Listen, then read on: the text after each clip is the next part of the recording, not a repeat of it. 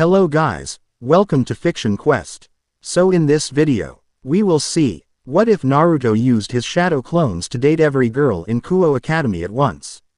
If you enjoy these kinds of stories, don't forget to show us some love by hitting the like button and subscribing to the channel.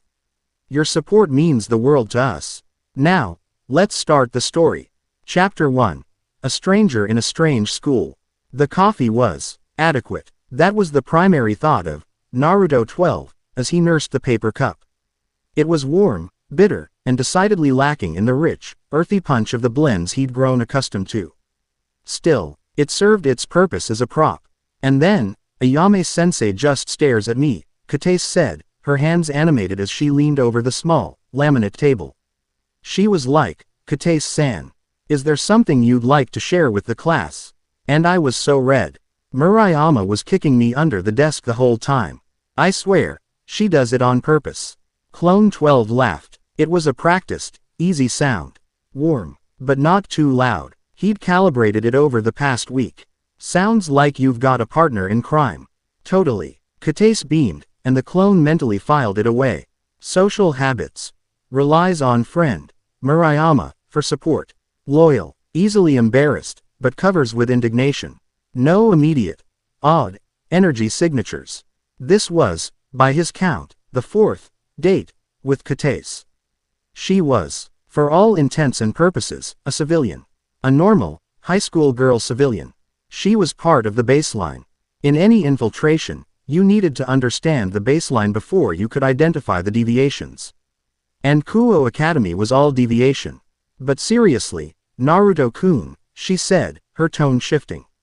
She tucked a strand of dark hair behind her ear, a nervous gesture he'd catalogued. You're still so mysterious. Mysterious. He raised an eyebrow, taking another sip of the mediocre coffee. I'm an open book, transfer student, just moved in, trying to figure out where the good ramen is. That's what you say. She leaned in, her voice dropping to a conspiratorial whisper. But you never talk about your old school, or your family, and, she hesitated, then plunged ahead. You're in the kendo club. And you've never held a shinai before, but you beat our captain on your first day. You said it was beginner's luck. Nobody has that much luck. He held her gaze. His clone's mandate for the civilian targets was charming, slightly aloof, non-threatening. He offered a small, self-deprecating smile. My grandfather was a kendo nut. Guess I picked up more than I thought just watching him. As for my past, it's just boring. Nothing compared to the horror of Ayame-sensei's pop quizzes. Kate pouted, but she was smiling. He was redirecting, and she was letting him. Inquiry deflected. He was about to ask a follow-up question about the old school building, a location his other recon units had flagged as a high-priority energy nexus, when his watch beeped. A simple, digital chime. Ah, he said, feigning surprise. Sorry, Kate-chan, I completely forgot. I promised my landlord I'd help him move some furniture. He stood, offering an apologetic wince. Oh, already. She looked genuinely disappointed. Duty calls. He gave her his number 3 feet smile, reassuring, with a hint of roguishness. Rain check. Tomorrow, after practice. Deal. She lit up again. Don't work too hard. He waved. Paid at the counter. The clone handling the unfamiliar paper and coin currency with practiced ease, and pushed through the door. The moment he was on the street, the smile vanished. His pace quickened. He walked past the bustling shops, the normal high schoolers, the normalcy of it all. He turned into a narrow, trash-strewn alley between a bookstore and a noodle shop. He checked both ends. Clear. He closed his eyes. Report. Clone 12. Target. Kate, Kendo Club. Status. Secure. No anomalous readings. Social baseline established. Romantic pretense holding. In. Telephone. Growing suspicion from target regarding. Cover story. Recommend rotating to Clone 14 for next interaction to freshen the dynamic. End report. He let his internal chakra coil, then released it in a single, silent burst. Puff. The clone, the coffee, the memory of Catus's laugh, it all dissolved into a cloud of dense, white smoke. A second later, and 2 kilometers away, the real Naruto Uzumaki snapped his head up, eyes closed. He sat cross-legged on a simple futon in the center of a tiny, brutally stark apartment. The walls were bare concrete. The only furniture was the futon, a small table, and a massive, hand-drawn map of Kuoh town tacked to the wall, covered in scrawled notes, red circles, and question marks. The windows were blacked out. The single door was covered in a complex, ink-drawn array of explosive tags and sealing jutsu. A small headache pulsed behind his right eye as the memory of Clone 12 flooded his mind. He didn't just get the memory, he experienced it. The taste of the coffee. The slightly too sweet smell of Caddis's shampoo. The precise angle of the sun hitting the laminate table. The subtle, genuine pang of guilt the clone had felt when she looked disappointed. He processed it, filed it. The guilt, he pushed down. It was a liability. Katase. Murayama. Human. Low priority. Maintain observation. He took a slow, centering breath. The apartment was silent, but his mind was a storm. He was the hub. The clones were the spokes. And the wheel was threatening to spin off its axle. Puff. Another one. A faint wisp of smoke appeared near the door, dissipated. And a new wave of data crashed into him. CLONE 3. Target. Asia Argento. Location.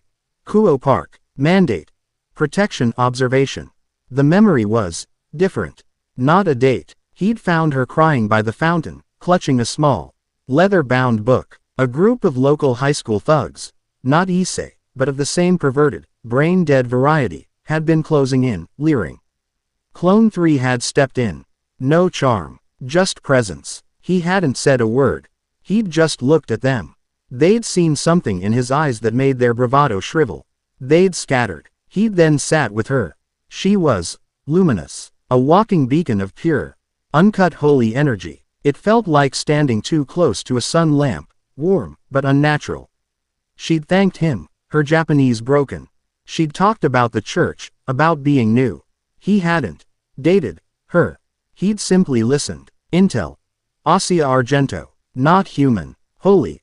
Alignment. Massive power. Zero control. Currently an outcast. Why is a holy beacon in a town saturated with puff? A third disruption. A much stronger, more complex data stream. This one hurt. CLONE 5. Target. Sona Shitori. Location. Student Council Room. Mandate. Intellectual Recon. This wasn't a date.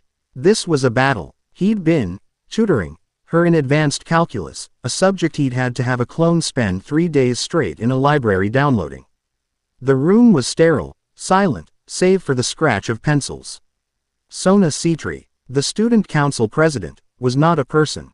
She was a fortress. Your transfer application is flawless, Uzumaki-san, she'd said, not looking up from a differential equation. I try to be thorough. Sona Kaichu, almost too thorough. Your records from your previous school in Kyoto are immaculate. Your grades are perfect. Your attendance is perfect. It's almost as if the school itself didn't exist until you needed it to. Clone 5 had kept his pencil moving. I was a good student.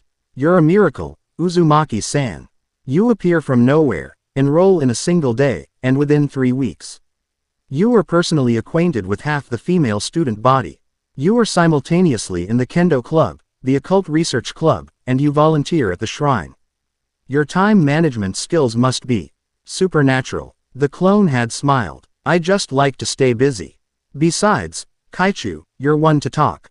You run this entire school, maintain the top grades, and you've never been seen with a hair out of place. Your efficiency is just as supernatural as my time management. It had been a stalemate. A cold, polite war of veiled accusations. She was probing his defenses.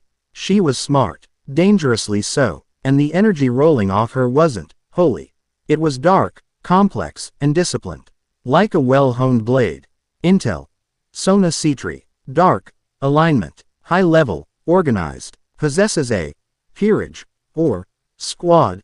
Tsubaki. Others. Controls school administration. She is actively investigating me. High priority. Naruto rubbed his temples. The sheer volume of information was one thing. The emotional bleed was another. The clone's sharp, Analytical tension from Sona's interrogation was now layered on top of the lingering warmth from Asia and the faint guilt from Katace. And it wasn't over. Puff. This one was oily, seductive, and crackling with power. CLONE 7. Target. Akano Himahima. Location. Local Shinto shrine. Mandate. Faction assessment. The memory was thick with the smell of incense and the sound of wind chimes. Akano, in her red and white Miko robes, had been sweeping the steps. The date was under the guise of learning about shrine duties. "You're a curious person, Naruto-kun," she'd hummed, her voice a velvet purr that sent a shiver down the clone's spine. She hadn't stopped sweeping, just interested in the local culture. Era, are you?" She'd stopped, turning to face him. Her smile was beautiful, and utterly predatory. The air around her buzzed. Not with holy power, like Asia's. This was different. It was the sharp, ozone smell of a lightning strike before it hits. "You don't feel like a tourist. You feel like a hunter. Someone looking for something." She'd glided closer. "The question is, are you hunting for something, or are you being hunted?" The clone had held his ground. "Maybe I just like the view from the shrine." "The view is lovely," she'd agreed, her eyes tracing the line of his jaw. "But I find the new scenery in town to be so much more electrifying." "Don't you?" This date was a direct probe of power. She wasn't asking about his past, she was feeling for his chakra. He'd had to keep his coils clamped down so tight his clone's skin was itching. Intel. Akano Himahima. Dark and cold alignment. A hybrid, immensely powerful, sadistic, and volatile. Linked to Puff. The final, and most potent, memory surge hit him like a physical blow. He grunted, a hand flying to his chest. This one was saturated with an energy so dense it was almost tangible. CLONE 2. Target. Rias Gramori. Location. Occult Research Club. Mandate. Identify. Dark, faction leader. This had been the boldest move. He'd let himself be discovered by her, Knight, Kiba. He'd been brought to the old, decaying school building. The one the human students avoided. The one that throbbed with dark energy like a diseased heart. The clubroom was opulent, a stark contrast to the building's exterior. And in the center, sitting in a high-backed chair, was Rias Gramori. The king. The power in that room was suffocating. She wasn't just using the dark power, she was it. She was crimson, and arrogance, and pure, unfiltered authority. "Naruto Uzumaki," she'd said, her voice like smooth steel. "My campus is a very exclusive place. And you've been everywhere. You've been seen with members of Sona's council. You've been near the church. And now, you're here. Tell me, what is a stray, like you, doing in my territory?" This was not a date. This was an interrogation. Clone 2 had played the oblivious, confident transfer card. "Your territory. I thought this was a school club. I heard you were looking for new members." Her peerage, the cold, Rook, Kaneko, the charming, Knight, Kiba, had tensed. Rias had merely smiled. It was not a nice smile. A game of chess, she'd decided. They'd played, and as they played, she'd, casually, explained the world to him. Devils, angels, fallen angels, the Great War, this town, Kuoh, as a focal point. She was testing his reactions. Seeing if he'd flinch, if he'd show his hand. He'd shown nothing. He'd countered her moves, both on the board and in conversation. "You're good," she'd murmured, as his knight took her bishop. "I play to win," he'd replied. He'd analyzed her. She was arrogant, yes. But also pressured. There was a weight on her. She was a king, but she was also a piece in a larger game. He'd seen that look before. He'd seen it in Gaara. The game had ended in a forced stalemate. A draw. She hadn't liked that. "You're an unknown, Naruto Uzumaki," she'd said, as he stood to leave. "I don't like unknowns in my territory. Decide on a side, or one will be chosen for you." Intel. Rias Gramori. Dark, faction leader. King, rank, high-level devil, controls orc building and surrounding territory. Immense power, but constrained by rules. She has issued an ultimatum. Primary threat, primary target. Naruto let out a long, ragged breath. He stood up, the apartment feeling small, constricting. The conflicting tides of emotion were nauseating. The innocent affection for Kuoh, the protective instinct for Asia, the intellectual caution from Sona, the primal danger from Akino, and the political high-stakes pressure from Rias, all of it was churning in his gut. All of them were his memories. His feelings. He walked to the map on the wall. It was a mess. Rias Grimori's faction was circled in red. Sona Citri's in blue. The church, where Asia had been, in green. The shrine, Akino's domain, in purple. This entire town was a powder keg. A Cold War being fought under the noses of a million sleeping civilians. This was why he was here. His memory flashed, sharp and unwelcome, to the end. The real end. Kagaya's twisted, screaming face. The overwhelming, crushing void of her dimension-hopping portal. Sasuke's hand, slipping from his grasp. The blackness. The tearing. He remembered the feeling of falling out of reality. The sickening lurch as he punched through a barrier he didn't know existed. He'd landed. Crashed. In a forest miles from this town, his body a wreck, Kurama screaming in his head about, the world is wrong, the air is wrong, the chakra is gone. It wasn't gone. It was just different, layered. This world didn't run on chakra. It ran on something else. Something he could feel, but not use. And it was everywhere. He'd been a shinobi in an unknown land. A cage without a village. A god without his world. So he'd done the only thing he knew how to do. The one thing he was the best at. Reconnaissance. He'd walked into Kuoh and felt the noise.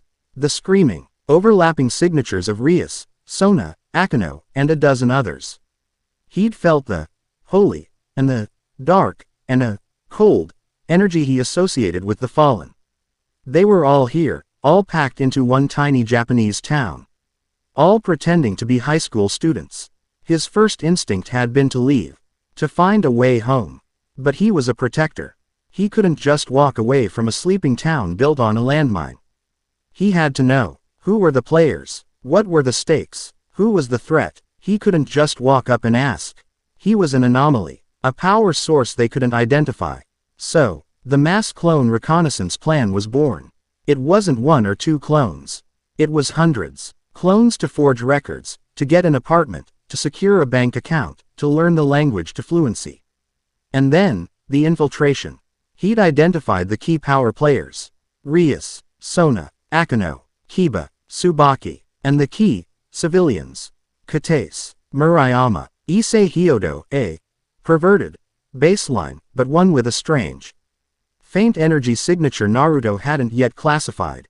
He needed to get close to all of them, simultaneously. The dating part, that had been an accident. A horrifying, brilliant, accidental byproduct. His clones, being him, were charismatic. They were kind. They were attentive. They listened. To girls who were either lonely. Kuoh hunted Asia, or used to being seen as just a rank. Rias, Sona, this was magnetic. They'd interpreted his focused recon as romantic interest. And his clones, with their mission-adaptive personalities, had rolled with it. It was the perfect cover. Who would ever suspect the new playboy transfer student was actually a one-man, god-level intelligence agency mapping their entire command structure? The problem was, it was working too well. The girls were getting attached.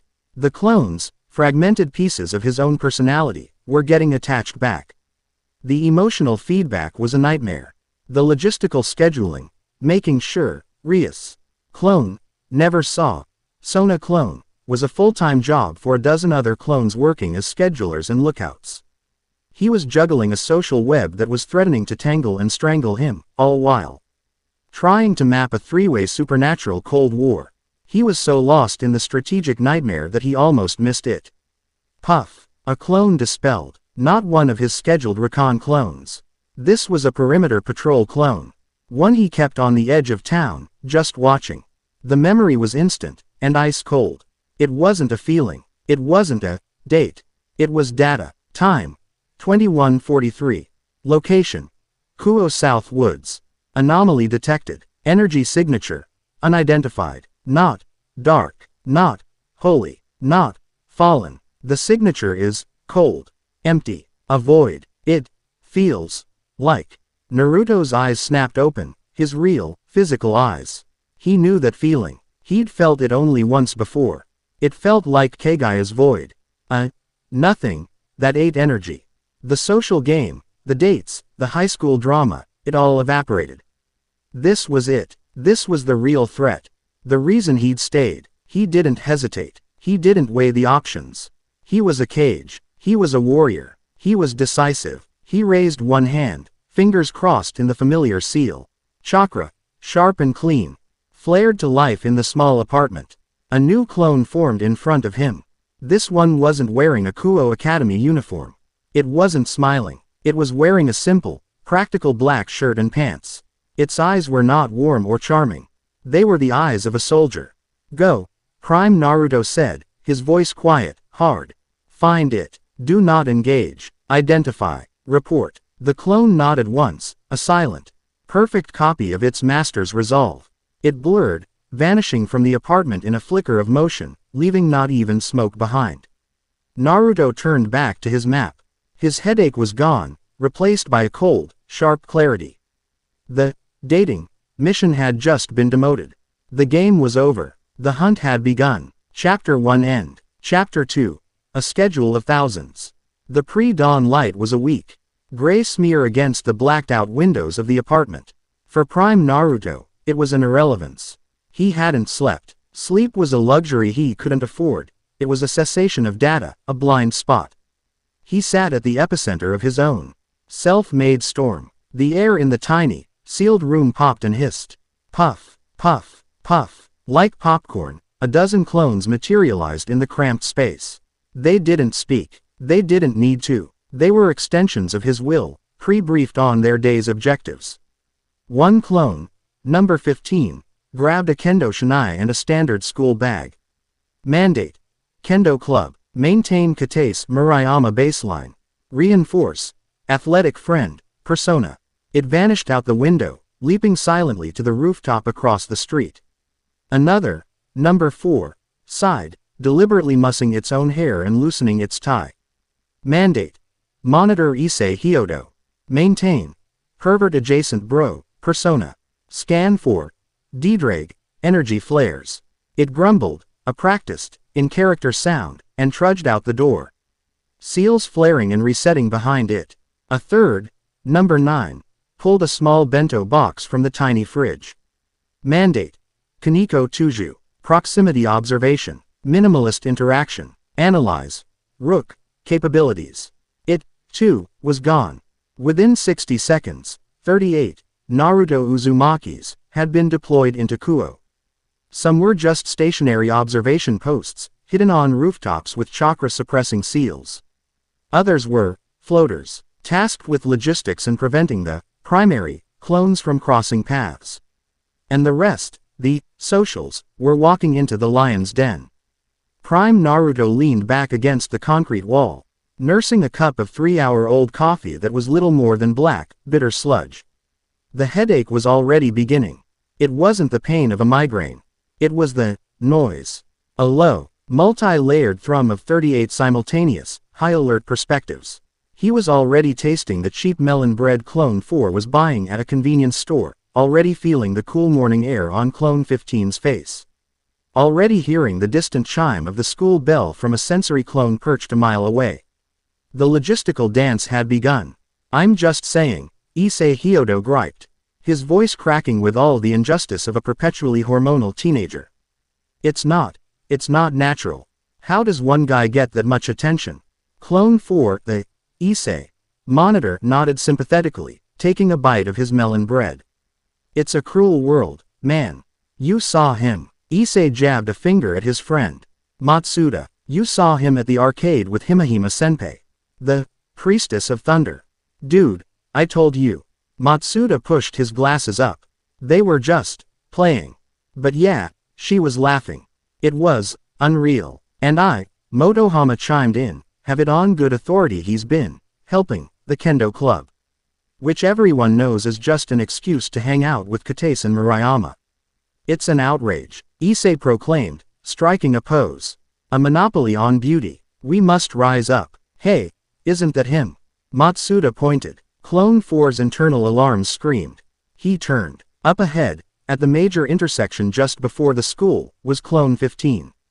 He was walking with Katase and Murayama, laughing at something Murayama had just said, the shinai bag slung over his shoulder. A collision. A direct, catastrophic, protocol-breaching collision. 2 Narutos, in the same place. Yeah, that's him. Issei's eyes narrowed. Look at him. So smug. Let's go. Wheel. Crap. Clone 4 suddenly yelled, smacking his own forehead with theatrical force. He grabbed Issei's shoulder. My history report. I left it on the kitchen table. My mom's gonna kill me. What, now? Issei sputtered, thrown off balance. Ayame-sensei will literally murder me. Clone 4 was already dragging him and the other two, pulling them into a hard right turn. We gotta cut through the shopping district. It's the only way I'll make it back in time. But Uzumaki. Dude, priorities. Babes are grades. Grades. Wait. No, he didn't let them finish. Bull rushing his friends down a different street, the sound of their confused protests fading. A block away, Clone 15 glanced over his shoulder. The Issei group was gone. He hadn't even broken his conversational stride with Murayama.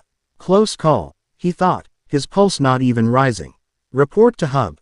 Scheduling conflict at 8:17, Junction 4B, Clone 4 sent, as he PR.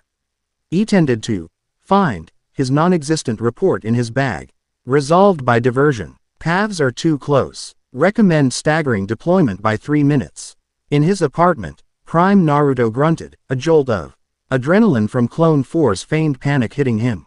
He made a red X on his map at Junction 4B. Amateurs, he muttered, rubbing his temples. The scheduling clones would be disciplined. Lunchtime was the true nightmare.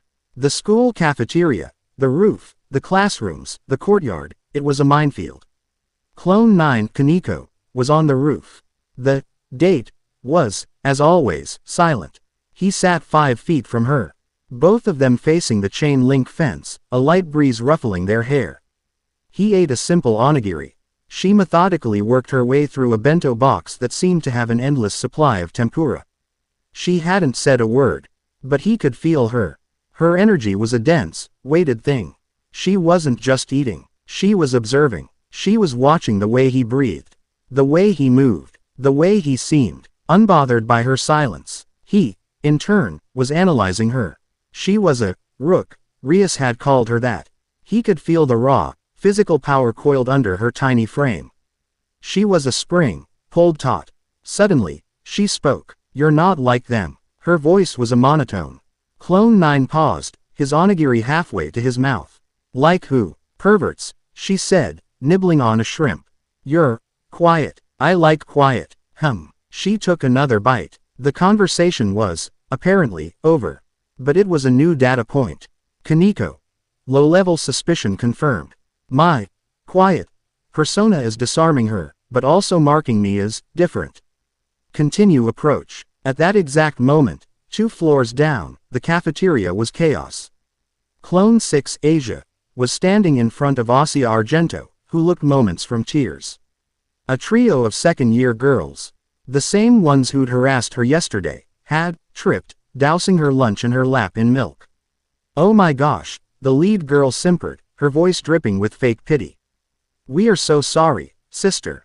You're just so clumsy. Before Asia could even stammer a response, Clone 6 was there. He hadn't run. He'd just appeared. He held out a fresh, unopened carton of juice to Asia. He didn't even look at the bullies. Here, he said, his voice warm. This one's better anyway. Asia looked up, her eyes wide. Naruto-san. But, go get cleaned up, he said, still smiling. Don't let it bother you. Quote. He then, finally, turned his eyes on the 3 girls. He didn't glare. He didn't threaten. He just looked at them. A look of calm, profound disappointment. It was the same look he'd given Konohamaru when he'd messed up a jutsu. It was the look of a leader, a teacher, a parent. The lead girl's smirk evaporated. She flushed crimson, as if she'd been the one doused in milk. We were just. Quote. I know, Clone 6 said, his voice soft, which was somehow worse. Go on. The girls scrambled away, humiliated in a way they couldn't even define. Thank you, Naruto-san, Asia said, clutching the juice box like a lifeline. You're always so kind. Just looking out for a friend, he said. Come on, I heard you were joining a club. Yes, she beamed. My new friends. In the old school building. Will you walk with me? I want to introduce you. Clone 6's internal monologue was a string of curses. Orc. Rias Gramori's territory. This is a high-risk introduction. But, positive contact with Rias's bishop is a strategic goal.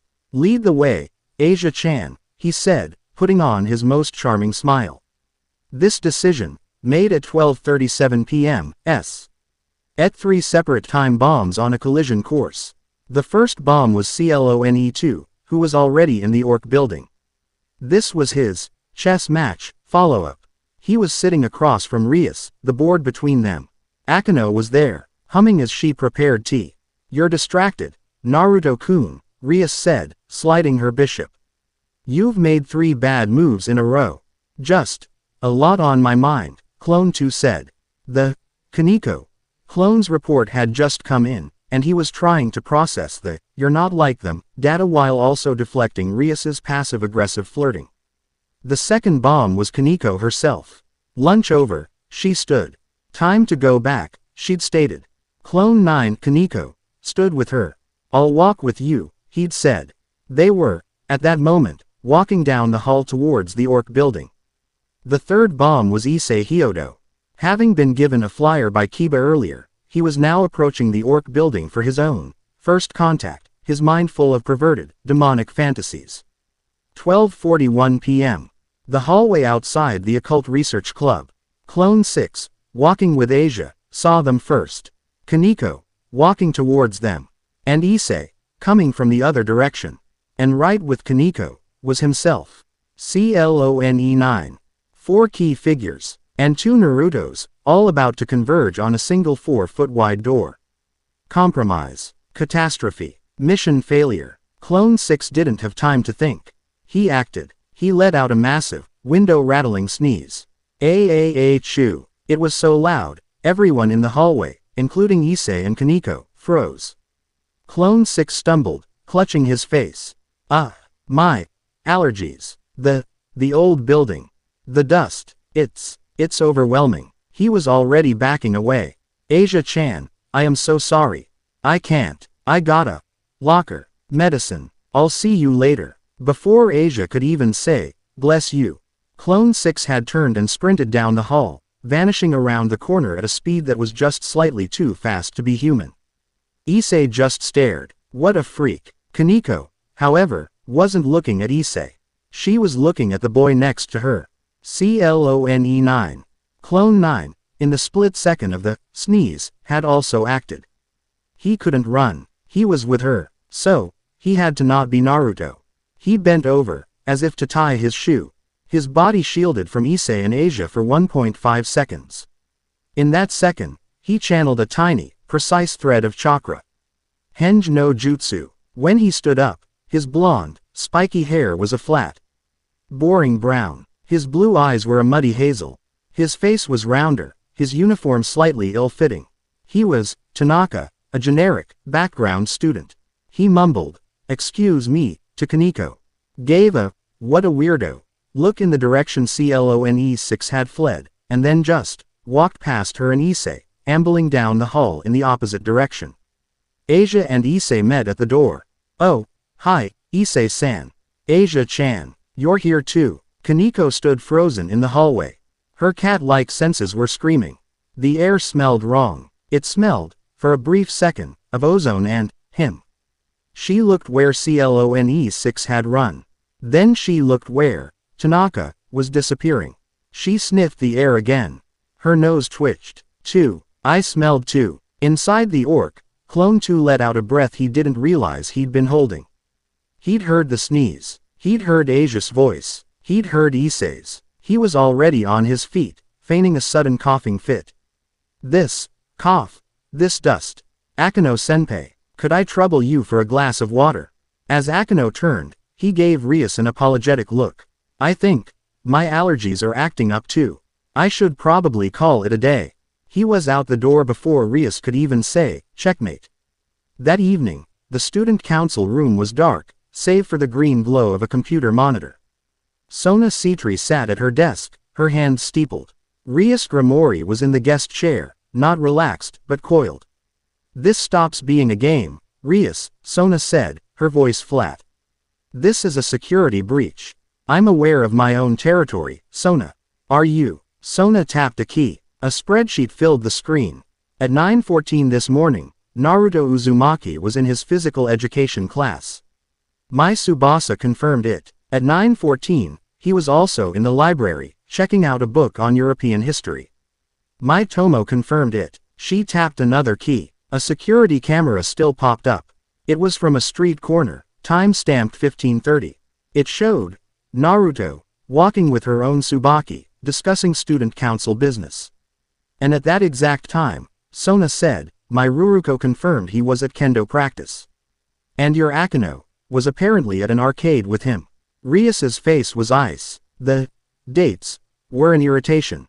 A minor insult. This was a mockery. Doppelgangers. Illusions. Illusions don't check out books. Illusions don't beat a kendo captain, Sona said. This is a sophisticated, coordinated force. He's not a person, Rias. He's an operation. And he is probing all of our factions, simultaneously, under the guise of a high school Casanova. What are you doing about it? Rias asked, her voice dangerously quiet. My team is data mining. Every camera in Kuoh. We're running facial recognition. We'll find his base of operations. We'll find a pattern. Data is too slow, Rias said, standing. Her crimson aura of destruction, usually so controlled, was leaking, making the shadows in the corners of the room deepen. My peerage will handle this. We're moving to direct surveillance. 24 hours. He makes a move, I'll know. Sona just watched her go. See that you do, Grimoire. Later, in the Orc building. The air was heavy. Kiba Yuto materialized in the center of the room.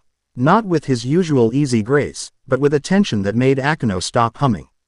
President, he said. He looked unsettled. Report. Kiba, Rias commanded. I don't know how to explain what I saw. He was clearly struggling. I followed your orders. I tailed the one who was with Akino at the arcade. Akino looked up, her smile suddenly sharp. Oh, and did he have fun? He did, Kiba said, ignoring her. The date ended. You went your way. He went his. I followed him. He walked for 3 blocks, toward the residential district. He seemed normal. Just a kid walking home. Kiba paused, gathering his thoughts. He turned into an alley. I gave him 5 seconds, then followed. Rias. The alley was a dead end. And it was empty. Kaneko, who had been nibbling a cookie, went still. He didn't use a magic circle, Kiba said, his voice strained. There was no sound, no flicker of movement. He was there, and then, he was gone.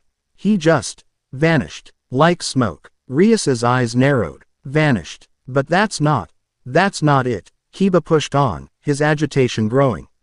I was stunned. I thought I'd lost him. I started to circle back, to head here. I was, maybe 2 miles away, on the other side of town, near the student council offices. He looked Rias dead in the eye. And I saw him again. You reacquired the target, Rias said, a hint of relief in her voice. No, Kiba said. This was 5 minutes later. It's not possible to cross that distance, not even for me, not without being seen. And he was walking out of the Kuoh Academy offices. He was laughing, with Tsubaki Shinra. The sound of porcelain cracking echoed in the silent room. Akino was staring at the teacup in her hand, which now had a hairline fracture running down its side. Kaneko finished her cookie, too, she whispered, almost to herself. I smelled too. Rias Grimoire stood, walking to the window. She looked out over her town, her territory. Her crimson energy was now a visible, violent aura, making her hair float around her. The unknown had just become an infestation. He's not a spy, she said, her voice a low, murderous growl. He's an army. Chapter 2 End. Chapter 3. First Contact. The woods south of Kuoh were dark, the moon obscured by a thick, wet canopy. Clone -1, the hunter, moved like a ghost. He wasn't walking. He was flowing from shadow to shadow, his feet making no sound on the damp earth. This was where the perimeter clone had popped, where the cold signature had been. It was gone. Clone -1 knelt, pressing his bare palm to the mulch. Nothing. No chakra. No demonic energy. No holy presence. Just a lingering emptiness. A void where the very texture of reality felt sanded down. It was the same feeling Prime Naruto had described from his final battle. The signature of an Otsutsuki, or something like them. His mandate was observe and report. He had nothing to report. He was about to pull back, to mark this as a cold trail, when he heard it. It wasn't a shout. It was a gurgle, a wet, terrified sound, followed by a heavy thud and the sharp, coppery smell of blood. He was moving before the sound even finished processing. He burst through the tree line into a small clearing. A hiking path. A man in a business suit, late, drunk, or lost, was on his back, clutching a briefcase. His leg was gone, below the knee. Standing over him was the thing that had taken it. It was 8 feet tall, a grotesque parody of a spider and a man. It had too many arms, each ending in a jagged blade of black, chitinous bone. Its face was a cluster of red, unblinking eyes. And its mouth was a drooling, vertical slash. It was a stray, a powerful one. It radiated a foul, undisciplined energy that was strong enough to choke on. The stray raised 2 of its blades, clicking in anticipation. The man on the ground just whimpered. Clone -1 didn't weigh his options. His primary mandate was observation, but it was superseded by a core protocol. Prime Naruto hadn't even needed to state, protect the innocent. The stray's head whipped around, its cluster of eyes locking onto him. It sensed a new meal. It shrieked and lunged, blades flashing. Too slow. Clone -1 didn't move. He didn't have to. He just settled. He closed his eyes for a fraction of a second. The ambient noise of the forest, the crickets, the wind, the stray's own shriek, vanished. He drew, not on his own chakra. He drew on the world. He pulled in the energy of the ancient trees, the deep earth, the very air. His body became a conduit. When he opened his eyes, they were no longer blue. His pupils were horizontal bars. A ring of faint orange pigment exploded around his eyes. He hadn't just powered up. He had arrived. The air pressure in the clearing dropped. The stray, in its blind, animalistic rage, actually skidded to a halt, a primal fear overriding its hunger. It felt it, the weight of the mountain, the force of the ocean. You're loud, Clone -1 said. His voice was the same, but it had an echo, a resonance, that seemed to come from the trees themselves. He raised his right hand. Chakra, visible and violent, screamed into his palm. It wasn't demonic red or holy gold. It was pure, brilliant blue, the color of a gas flame. It spun, coalescing with a sound like 1,000 angry hornets, forming a perfect, churning sphere. A Rasengan. The stray, finally realizing its mistake, tried to scuttle back. Clone 1 was already there. He didn't use a flicker. He just was. His movement was too fast for the eye to track. He was in front of the creature, his face a mask of cold, absolute calm. He drove the sphere into the stray's chest. Rasengan. There was no explosion. Not at first. There was a moment of absolute silence. The sphere ground into the stray's body, and then the world dissolved. A column of azure light and shrieking wind erupted upwards, atomizing the stray from the inside out. It didn't just kill it. It obliterated it. It scoured its energy, its body, its very existence from the world. When the light faded, Clone -1 stood in the center of a new, 5-meter crater. Of the stray, nothing remained. Not even ash. The businessman just stared, his mind completely broken. Clone -1 looked at the man's leg, his sage mode fading. The orange was gone. That's bad. He ripped off his own shirt, quickly and efficiently applying a tourniquet, cinching it with a grunt. You'll live. He was about to grab the man to rush him to a hospital when he felt it. The pop of a high-speed magical circle teleport. 2 blurs, one crimson and one black, resolved on the other side of the crater. Rias Grimori and Akano Himahima. They weren't in their school uniforms. They were in combat attire. And they were staring, not at the civilian, not at the crater, at him. The sheer, raw power of the Sage Mode-infused Rasengan had not been subtle. It wasn't a dog whistle. It was a planetary bomb of an unknown energy. Era. Akino's voice was breathless. Her usual purr was gone, replaced with a raw, electric fascination. The air around her was literally crackling. That wasn't one of ours, Rias. Rias Grimori was pale. Her king arrogance was gone, replaced by a cold, calculating dread. She knew power. She was power. And what she'd just felt, it eclipsed hers. It eclipsed anything she had ever felt in her territory. Who are you? Rias demanded. Her voice didn't waver, but her hands, balled into fists, were trembling. That power. It wasn't a devil's. It wasn't fallen. It wasn't anything. Clone -1 stood. His mission was blown. His identity as a normal student was vaporized. He was now Naruto Uzumaki, God-tier anomaly. He was calculating his exit strategy. Fight. No. Too many unknowns. He was a recon clone, not a combat unit. He just needed to get this data back to Prime. Before he could speak, 2 more blurs entered the clearing, these ones on foot. They were fast, inhumanly fast. A girl with blue hair in a full, white and blue battle habit, carrying a massive broadsword wrapped in cloth. A girl with brown hair in pigtails, in a similar uniform, carrying a glowing sword of pure light. Zenobia Quarta and Irina Shido. They skidded to a halt, their eyes taking in the scene. The crater, the bloody civilian, the 2 high-ranking devils, and Clone -1. Zenovia's eyes, however, were locked on the residual energy in the air. That wasn't a holy sword. But the power, it was pure. It felt. She looked at the clone, her golden eyes narrowing. It felt sacred. Devils, Irina shouted, pointing her light sword at Rias. What are you doing here? Did you do this? This is my town. Church dog, Rias snapped, her crimson aura flaring to life, her focus torn. You were the ones trespassing. We felt a massive power surge. We came to investigate the heretic responsible. Zenobia took a step forward, planting the tip of her massive, wrapped sword in the dirt. Her gaze was locked on the clone. He was now in the center of a 3-way standoff. The devils, the church, you, Zenobia said, her voice dropping. What was that power? It felt like a miracle, but it was violent. Answer me, in the name of God. Forget God, Rias countered, her energy building. You answer me. You've been playing games in my school, with my peerage, with my rival. I want to know what you are. Now, Clone 1 was surrounded. Rias Grimori and her queen, the Thunder Priestess, and 2 master sword wielders from the church. He couldn't fight all of them. Not and win. Not without revealing far too much. His mission was to observe and report. He had observed. His power was revealed. The factions were identified. Now, it was time to report. He looked at Rias. He looked at Zenobia. He gave them nothing. No smile. No fear. No explanation. He simply made a strategic choice.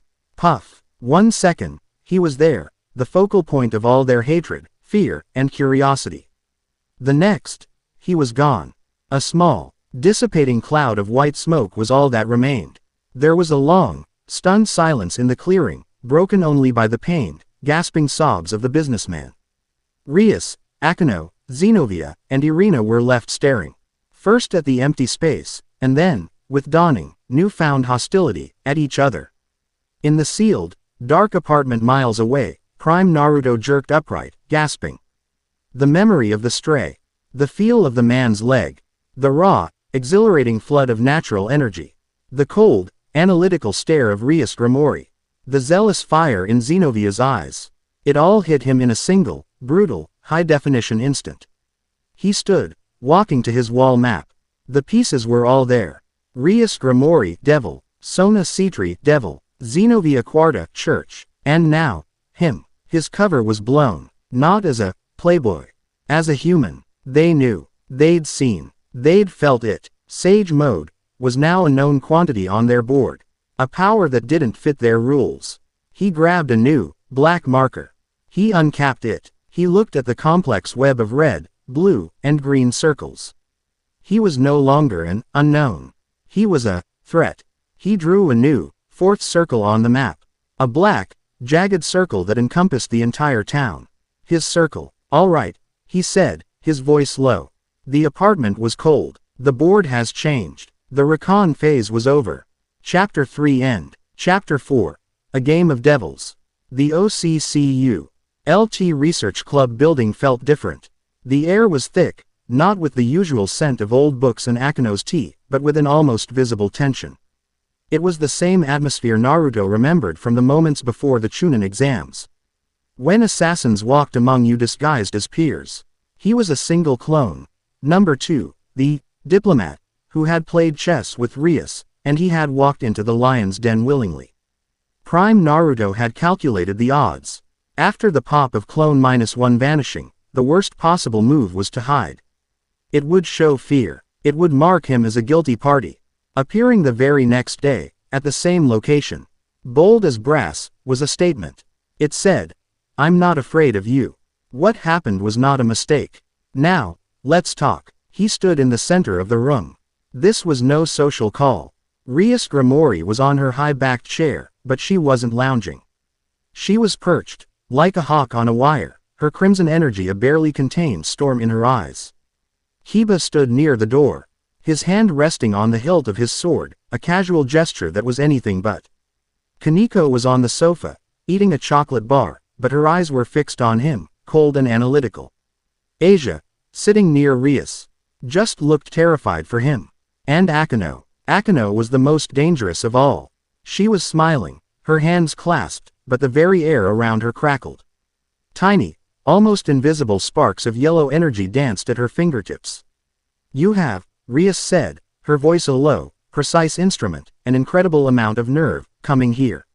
"You had questions," Clone 2 replied, his voice calm. He kept his hands loose at his sides. Non-threatening. "Open. I'm here to answer them." Era. Akino's voice was a velvet purr, but the lightning in it was audible. "After your little performance, you left us in the woods with those angry, yapping church dogs. It was very rude. We had to clean up your mess." "The civilian?" the clone asked. "He's alive," Kiba said, his voice flat. "We altered his memory. He believes he was attacked by a wild bear. You were reckless." "I was decisive," Clone 2 countered, his gaze unwavering. "The stray was going to kill him. I ended the threat." "You're welcome." Rias leaned forward. The student persona was gone. This was the king, the pillar. "Let's stop playing, Naruto-kun. Last night, you showed a power I have never felt. You weren't a student. You certainly weren't human. You obliterated a high-class stray in a single blow, with an energy that felt clean. And then, you vanished. Into smoke. Like your little army of brothers, T. Had my rival Sona has been tracking all over town." She stood, her power filling the room, pressing down on him like a physical weight. "No more games. No more dates. Explain. What are you?" The AIR was so thick he could taste the ozone from Akino's power. This was the moment, the pivot. He was about to give them the first, partial truth. He was about to introduce himself as a third faction, an other. "My name is Naruto Uzumaki," he began, his voice cutting through the pressure. "The power you saw is my own. I'm not a devil, an angel, or a fallen. I am." He never got to finish. The very air screamed. A new, violent energy ripped a hole in the fabric of the room. It wasn't a teleport, it was a brute force arrival. A spinning, obnoxious, orange-gold magic circle flared to life on the floor. It was all fire and arrogance. From it, a pillar of flame erupted, and a man's voice, dripping with self-importance, filled the air. "Rias, my darling, your fiancé has arrived to claim his prize." A figure stepped from the flames. He was blonde, dressed in an extravagant, high-collared outfit that looked more like a costume than clothing. He was followed by a full peerage, 15 women. From a buxom knight in armor to a floating, magic-wielding queen. Riser Phoenix. Rias's face, which had been a mask of cold authority, instantly twisted into one of pure, undiluted loathing. "Riser," she spat, "this is not a good time. Get out of my clubhouse." "Ah, fiery as ever. I love it. Riser preened, not even listening. He gestured to his peerage. Behold, my love, my peerage, in all its glory. Soon, they will be our peerage. Wait. His eyes, which had been skimming the room, finally landed on Clone2. His arrogant smile faltered, replaced by a sneer of utter confusion and disdain. And what? He said. His voice dripping contempt, as this. He's a guest, Riser, Rias said, her hands clenching. A guest. Riser let out a high, barking laugh. My, Rias. I've been hearing stories. From my father. From everyone in the underworld. That you've been delaying our blessed union. That you've been making excuses. And now, he stalked forward, his gaze fixed on the clone. I find you entertaining this filth. He pointed a jeweled finger at the clone. Is this him? Is this the rumor? The new student you've been seen with? You would insult me, Riser Phoenix, with a common human. This was the political disaster Prime Naruto had been warned of. Riser didn't know what he was looking at. He was operating on old, bad intel. He saw a human in a room full of devils. He saw an insect. Lord Phoenix, Kiba said, stepping forward, his hand now white-knuckled on his sword. You are insulting our president. You should leave. Riser's queen, a woman named Ubeluna, floated forward. Know your place, knight. You do not speak to a pillar. Riser ignored them all. He advanced on Rias, his face a mask of possessive fury. I am tired of these games. You have embarrassed my family for the last time. I am here to finalize our arrangement. You will come to the underworld. You will marry me, and this pet of yours. He raised a hand, a ball of fire gathering in his palm. Will be your first lesson in obedience. He was going to attack. Rias tensed, her own crimson energy flaring. But she wasn't fast enough. Clone 2 moved. He didn't teleport. He didn't flicker. He just stepped. One moment he was by the wall. The next, he was directly between Riser and Rias. A simple, physical block. His back was to Rias. His face, calm and utterly unbothered, as looking at the god of the Phoenix clan. She said, Clone 2 said, his voice flat, it's not a good time. The room went so quiet, the sound of Riser's fireball sputtering out was audible. Riser Phoenix, a high-class devil, a pillar of the underworld, stared. His eye twitched. He was being blocked by this. You. Riser's voice was a strangled whisper. You dare. He roared, his arrogance exploding into pure, childish rage. You dare. He didn't monologue. He didn't posture. He attacked. He swung a vicious, fire-wreathed backhand, aimed not to injure, but to incinerate the clone's head. The orc tensed. Kiba lunged. Akino's lightning screamed to life. But the blow never landed. Clone 2's hand was up. He'd caught Riser's wrist, mid-swing. He wasn't straining. He wasn't glowing. He was just holding it. Riser's flames licked harmlessly around the clone's sleeve, which wasn't even singeing. The room froze. Riser's face went from red to purple. He pulled. His hand didn't move. He pulled harder, his superhuman strength straining. The clone's hand was a vice. Riser couldn't even form words. He tried to summon his fire, the famous Phoenix immortality, to just burn the hand that was holding him. I don't like bullies, Clone 2 said, his voice dangerously quiet. And then he shoved. He didn't just push Riser. He threw him, using his own forward momentum, sending the high-class devil stumbling back into his own peerage. Riser was apoplectic. He had been touched. He had been repelled. By a nothing. Kill him. Riser shrieked, his voice cracking like a pubescent boy's. Ubeluna. Girls. Kill him. Burn him to ash. I want him dead. The mandate from Prime Naruto had been clear. Do not reveal high-level jutsus. Do not use KCM, Sage Mode, or Biju power unless facing a Kokubile-level threat. You are a scalpel, not a bomb. Humiliate. Do not annihilate. Riser's entire peerage, 15 strong, surged forward. This was the strategic challenge. This was going to be fun.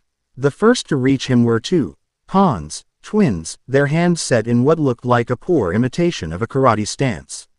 They lunged, one high, one low. Clone 2 didn't even look at them. He sighed. He dropped his left shoulder, letting the high punch sail over it. As he did, he raised his right knee, catching the low striker under the chin with a thwack that sounded like a bat hitting a melon. As the first girl's punch missed, he didn't counterattack. He simply grabbed her outstretched arm, spun on his heel, and used her body still flying from her own missed punch, as a human bowling ball. He threw her into her twin, who was still reeling from the knee. The two pawns collapsed in an unceremonious heap of limbs. 2 down. A knight, a girl with a short blue pixie cut and a demonic energy sword, was next. She was fast. She appeared at his side in a blur, her blade aimed to sever his spine.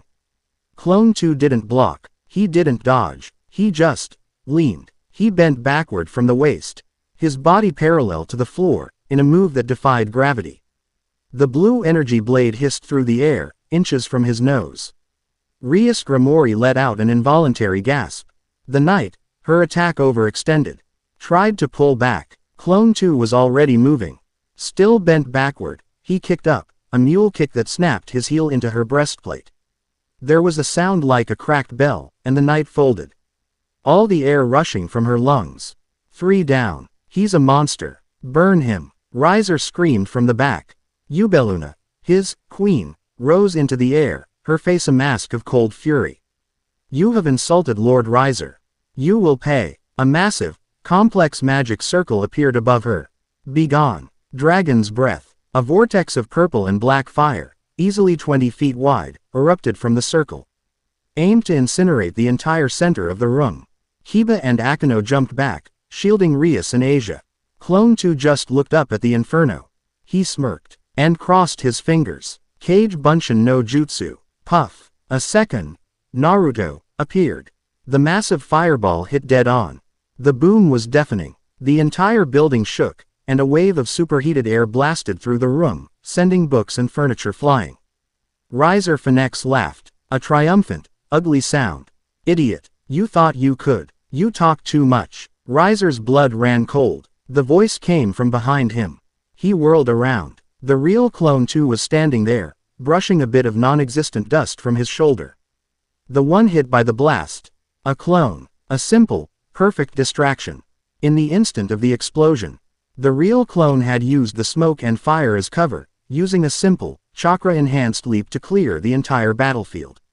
But how? Riser stammered. My turn, Clone 2 said.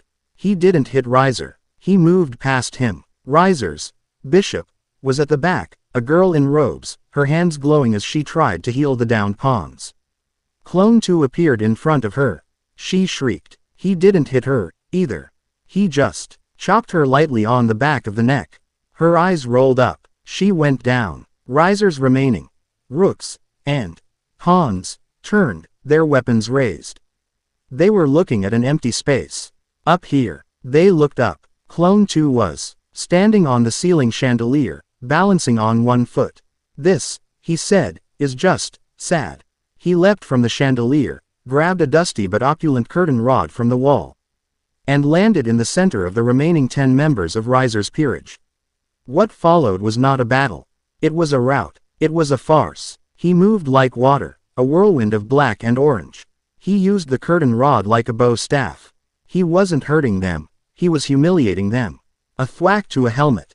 A smack to a backside. A spinning leg sweep that took out 3 at once. He disarmed, tripped, and tied up Riser's elite peerage without ever using a single jutsu, without ever even glowing. Akino Himahima was fanning herself, her face flushed. Oh my, Rias. He's magnificent. Rias herself was speechless. Her jaw was, quite literally, open. She had seen Kiba fight. She had seen her brothers, Queen, Graphia, fight. That was power. This was art. Kiba was gripping his sword. Not in aggression, but in awe. The sheer skill, the economy of motion. It was perfect. In less than 60 seconds, it was over. The entire 15-member peerage was in a single, groaning, tangled heap in the middle of the room. Clone 2 stood over them, spinning the slightly bent curtain rod, before planting it in the floor. Riser Phoenix was alone. He was trembling, not with fear, with rage so profound it was making him shake. You filth. You, insect. He exploded. His body was wreathed in a pillar of golden flame. The famous Phoenix immortality. It doesn't matter. You can't kill me. I am a Phenex. I am immortal. He shot forward, a living missile of fire and rage. I'll burn you to ash. I'll burn this whole building to the ground. Clone 2 stood his ground. He dropped the curtain rod. He raised a single, open palm. Riser saw the gesture and laughed. You'll catch me. Nope, Clone 2 said. He pushed his palm forward. Futon. Repusho. Wind style. Gale palm. He didn't summon a hurricane. He didn't create a rosin shuriken. He released a single, focused, compressed plank of air. It was a low-level jutsu. AD rank jutsu. The plank of wind slammed into Riser's fire vortex. It didn't extinguish it. It didn't cancel it. It hit the flaming devil with the force of a freight train. Riser Phoenix, his own fire attack acting as an accelerant, was shoved backwards. He shot past his downed peerage, across the room, and smashed through the solid oak wall of the ORC building.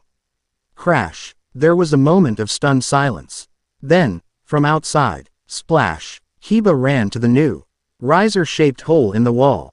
He looked out. He looked back at the room. He was trying, and failing, to hide a smile. He's in the swimming pool. The room was silent, and then, whoosh, a second, much larger crash. Crash. Riser Phoenix, streaming water and glowing with steam, fell back into the room, through a new hole he'd just made in the ceiling. He landed in a heap, smoking, ruffled, and sputtering. He had, apparently, tried to fly back in, and misjudged the angle. He was already healing, but his pride was atomized. Clone 2 walked over, Deuce, ting off his completely unharmed school uniform. He looked down at the sputtering, soaked, humiliated high-class devil. You're right, Clone 2 said, his voice as calm as if he were ordering tea. You are immortal, which means you'll heal from this. He leaned in, his voice dropping. But you're still a joke. He turned away, leaving Riser to his shame.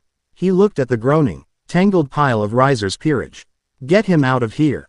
He pointed at the first hole in the wall. Use the door you made. And tell your father that Rias Grimori makes her own decisions. Riser's peerage, led by a shaky Ubeluna, scrambled to their feet. They didn't even look at the clone. They couldn't. They grabbed their lord, who was now just muttering, dead, dead, he's dead. I'll kill him, and half-dragged, half-carried him out of the building. They didn't even bother with a magic circle. They ran. For a full 30 seconds, the orc room was silent, save for the sound of wind whistling through the new hole in the wall. Clone 2 looked at the riser-shaped exit. Sorry about the wall. And the pool. Kiba was the first to break. He snorted. Then he chuckled. Then Akeno giggled. A real, unprofessional, helpless giggle. Then Rias Grimori laughed. It wasn't a king laugh. It wasn't a polite laugh. It was a full, loud, relieved laugh. A laugh of pure, unadulterated joy. She laughed until she had tears in her eyes. That, she finally gasped, wiping her eye. That was beautiful. He was, Kiba agreed, finally letting a huge grin spread across his face, the single most arrogant and least competent devil I have ever met. Akeno glided over to the clone, her face flushed, her eyes sparkling with an intensity that was far beyond her normal flirtation. Naruto-kun. You didn't just defeat him. You spanked him. You spanked a high-class devil and his entire peerage, with a curtain rod. She ran a finger down his chest. I am deeply impressed. Clone 2 gently, but firmly, moved her hand. Not now, Akeno-senpai. Rias finally got her breath back. Her president mask sliding back into place, though her eyes were still dancing. That was incredible, but you do realize what you've just done. You've made a mortal enemy of the House of Phoenix. They are one of the 72 pillars. They will not forget this humiliation. They'll have to get in line, Clone 2 said, his gaze sweeping the room. He was Naruto again, but he was no longer a student. He was an equal. Now, as I was saying before we were so rudely interrupted, he looked Rias dead in the eye. The entire dynamic, The entire world had just shifted. He was no longer a mystery to be solved or a threat to be managed.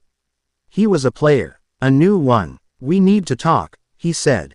"About me, about the church, about the Excaliburs they're sniffing around for, and about that cold energy I felt in the woods last night." Rias Grimori nodded, her expression now one of complete, dead seriousness.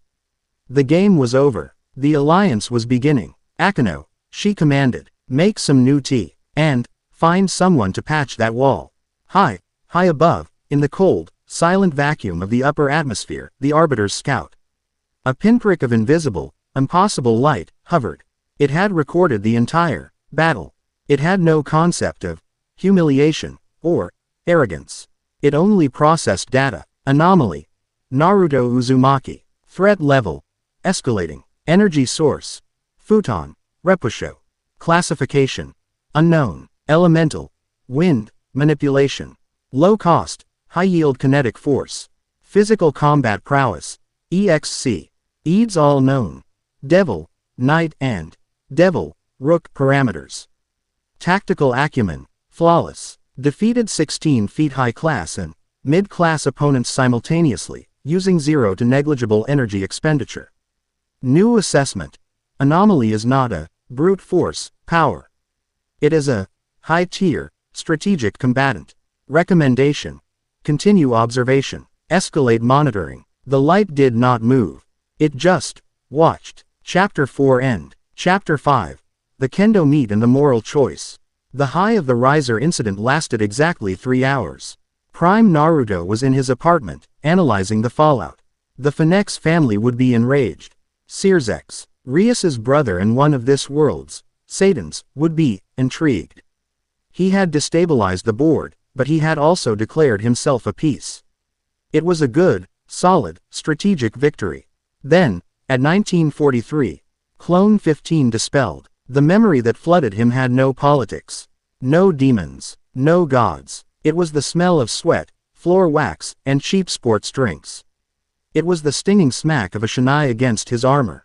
It was the sound of Murayama's boisterous, unfiltered laughter as Kataise, attempting a complex Joden no Kame stance, had overbalanced and fallen flat on her back. Intel. Kendo Club. Final practice before regionals. The clone had been a machine.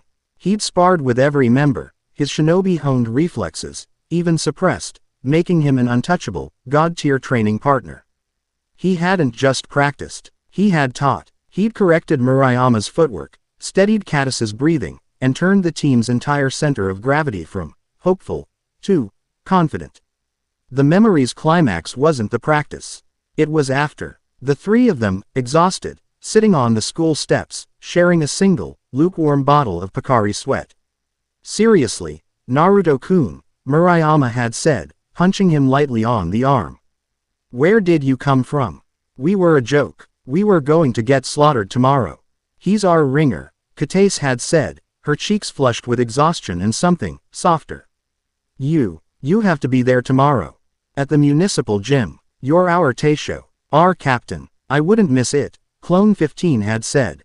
The words had come out easily, naturally, because they were true. Prime Naruto processed this. He felt the clone's fierce, protective loyalty to this team. He felt the genuine warmth for these two human girls. It was a stark, painful contrast to the cold, manipulative game he was playing with the supernatural factions. This was the core problem. The clones were not drones. They were him, and a piece of him was now fiercely, undeniably attached to the Kuoh Kendo team. Their promises were his promises. He was a cage. He kept his promises. But at 22:17, a perimeter clone on the southeast grid popped. Intel. Sighting. Unidentified male. Trench coat. Energy signature. Fallen angel. Low level, but distinct. Location. Kuoh Municipal Gymnasium. Activity. Recon. Scout. He probed the building's exterior, then retreated. Naruto stared at his map. The new red pin right on top of the gymnasium.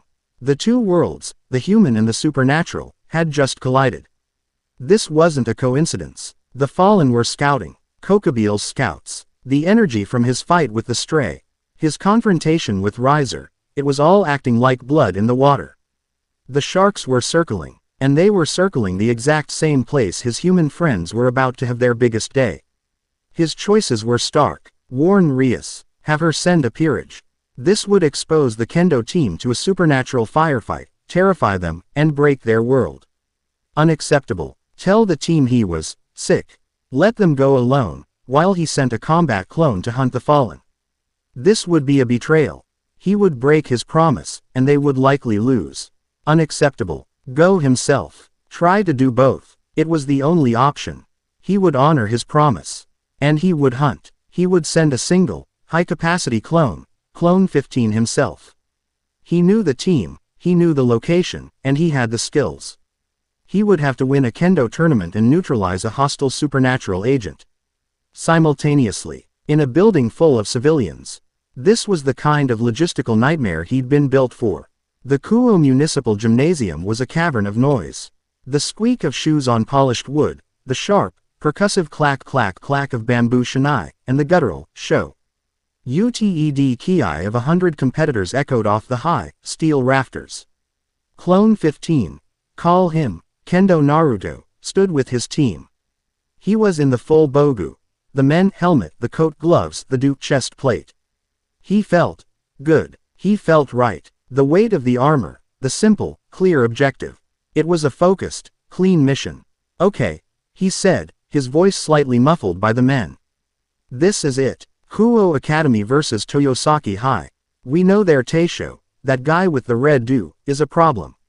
He's aggressive, all men strikes. Murayama, your senpo first. Your job isn't to win. Your job is to tire him out.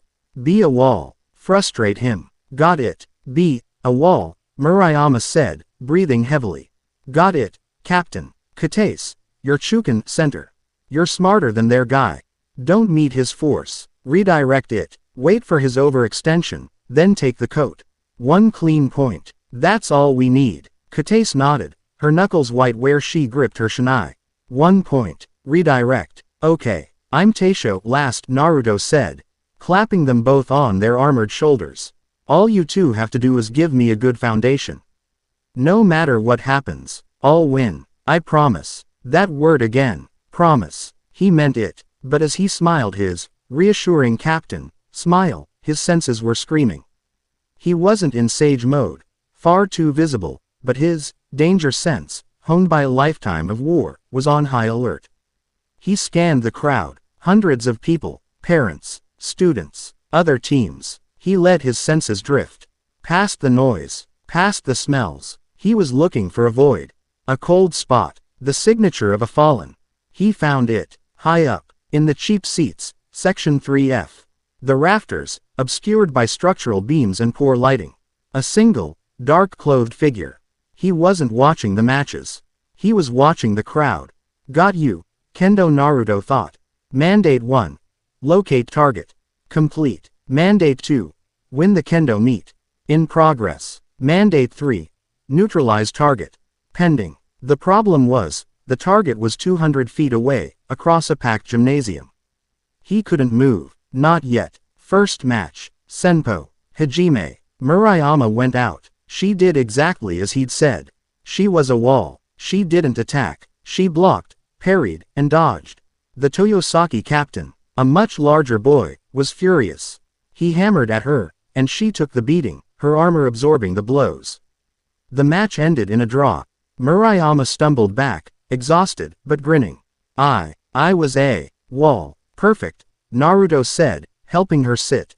Perfect work. Second match. Chukin. Hajime. Katase went out. She was nervous, her movements jerky.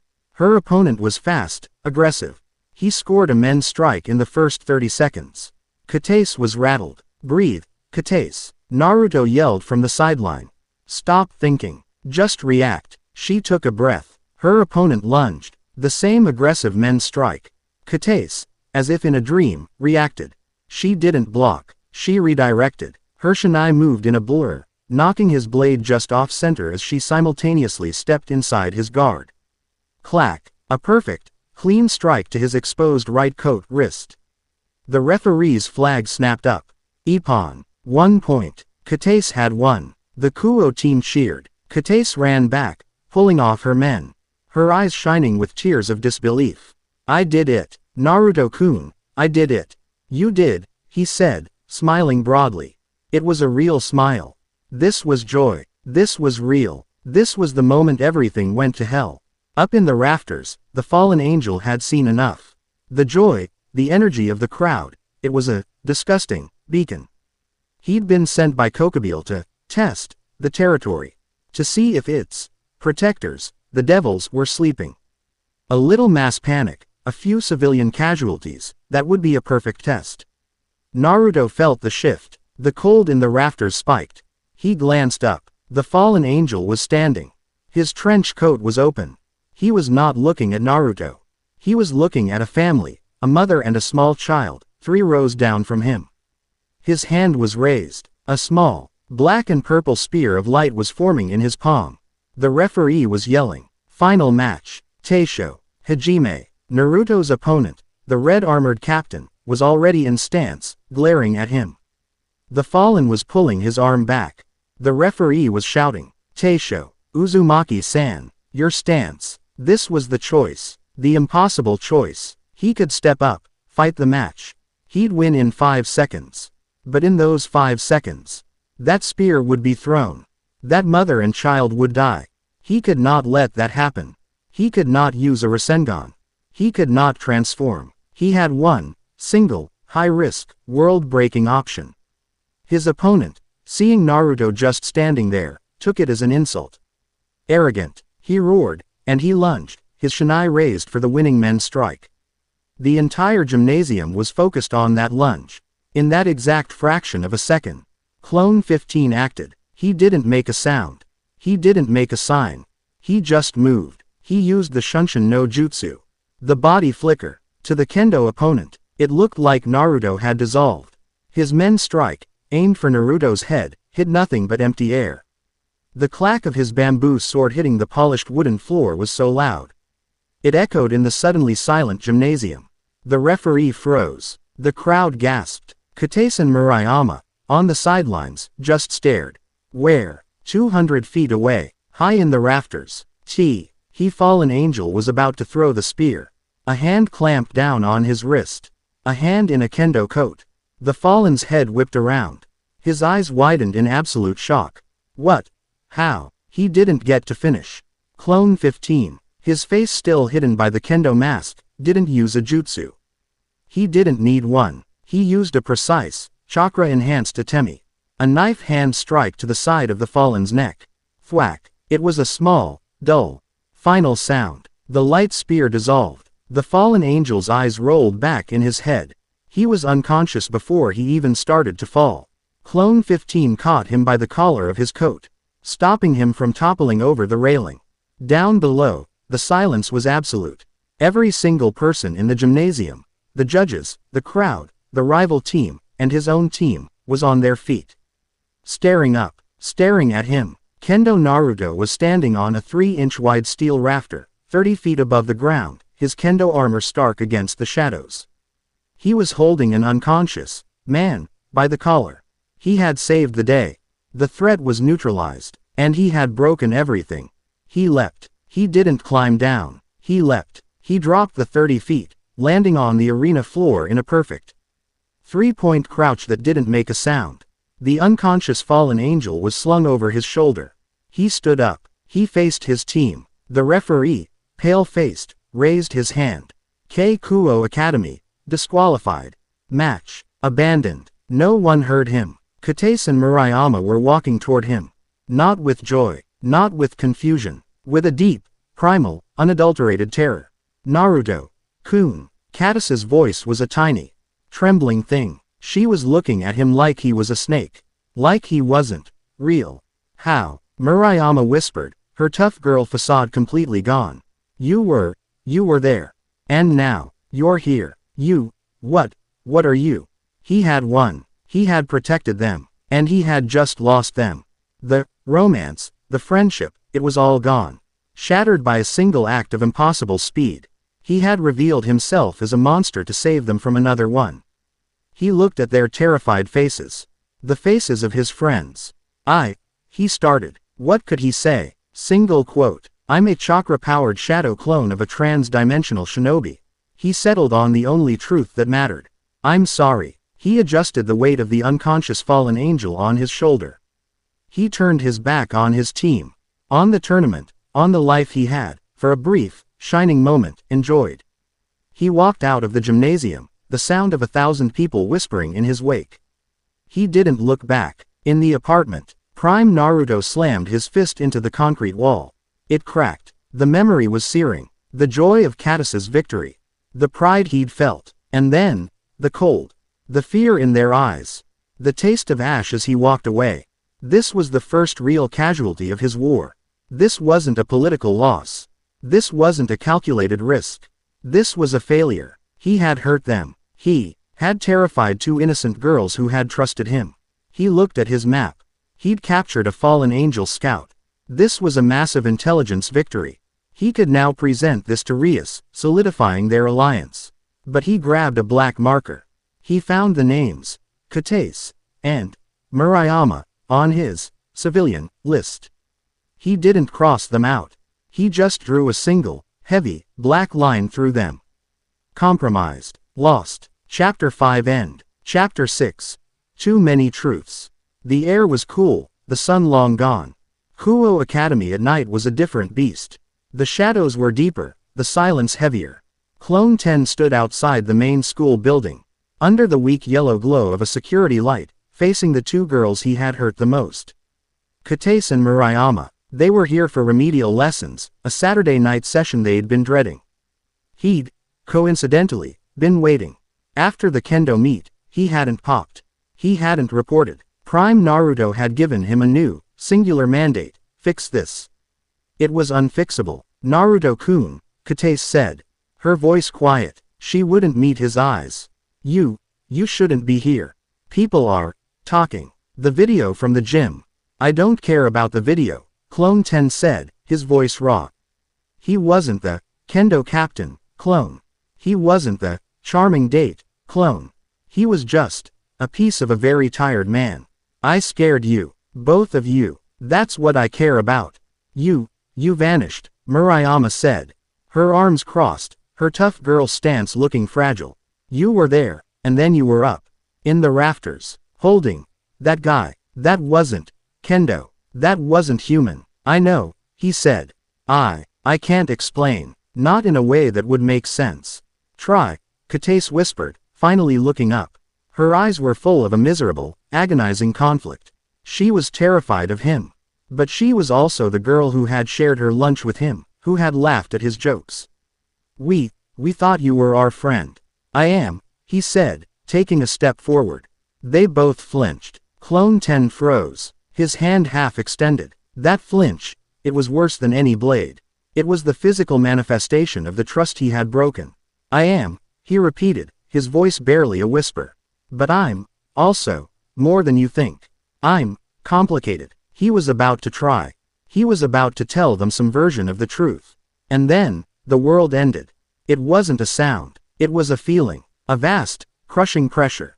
The air died. The night's ambient sounds. The crickets, the distant highway, the wind, all vanishing as if a vacuum seal had been engaged. A deep, resonant thrum shook the fillings in their teeth. What is that? Murayama asked, her head snapping up. The sky was gone. Where the stars had been, there was now a sick, oily, purple-black dome. It stretched from one end of the town to the other, with Kuoh Academy at its dead center. It wasn't a barrier. It was a cage. Clone 10's entire demeanor changed. The guilt, the apology, the friend, it all evaporated in a nanosecond. He was a shinobi. Get behind me, he said, his voice a low, hard command that wasn't open to negotiation. What? Get behind me, now, and stay down. He shoved them both, none too gently, behind a concrete planter. Naruto, you're scaring us, Kuoh cried. Good, he said, his eyes scanning the campus. Be scared. The doors of the Occult Research Club building exploded outward, a crimson light flaring in the night. Rias Grimori, Akano, Kiba, Kaneko, and Asia landed in a combat crouch on the lawn, already in their battle attire. Simultaneously, the main building's doors opened, and Sona Citri, flanked by Tsubaki in her full peerage, marched out, their faces grim. From the front gate, two figures leapt the wall, their feet hitting the pavement just as the barrier solidified behind them. Zenobia and Irina, devils! Zenobia shouted, her sword already drawn. This barrier. This is your doing. Don't be a fool, church dog. Rias snapped, her crimson aura flaring. This is an attack, on all of us. And then, from the sky, he descended. He didn't fall. He drifted, carried on 10, jet black, leathery wings. He was beautiful, in the way a panther is beautiful. All arrogance, and power, and cold, cold malice. He landed on the roof of the main school building, the impact so light it didn't make a sound. He looked bored. Well, his voice echoed, sounding like it was coming from everywhere at once. Rias Gramori, the little sister of a Satan. Sona Citri, the little sister of another. And, oh, how adorable. The church's two pet projects. All my little rats, in one convenient cage. Kokabeel. Quote. Rias's voice was a venomous whisper. Clone 10 went rigid. Report to Hub. He sent a psychic burst of pure data. It's him, Kokabeel, the fallen leader. He's here. The trap is sprung. The feedback from Prime Naruto was instant, a wave of cold dread and tactical analysis. Protect the civilians. Do not engage. Rias and Sona will handle the first line. I am preparing. I was so bored, Kokabeel continued, lounging on the roof's edge, as if he were sunbathing. I thought, what could I do to alleviate this crushing ennui? And then I thought, what if I started the Great War? All over again. He laughed. But, to do that, I'd need to kill a few high-profile targets. You two sisters would do nicely. You're insane, Irina shouted, pointing her light sword. God will strike you down. At this, Kokabeel's bored expression melted. It was replaced by a look of such profound, poisonous amusement that it made Clone 10's skin crawl. God, Kokabeel said. Oh, my sweet, stupid, ignorant child. He spread his arms, a preacher at his pulpit. There's a rumor I've been meaning to confirm. And I did. I went to the very heart of heaven, you know. And do you know what I found? He leaned forward, his voice dropping to a conspiratorial whisper that every supernaturally attuned ear in the courtyard could hear. He's not there. God is dead. He died in the last war. Has been for centuries. You've been praying to an empty room. The reaction was catastrophic. Asia Argento just collapsed, her hands flying to her mouth, a silent, horrified scream on her face. Irina's light sword flickered. No. That's a lie. Zenobia, however, just stood rigid, her face ashen. She had known, or suspected. The truth of it hit her like a physical blow.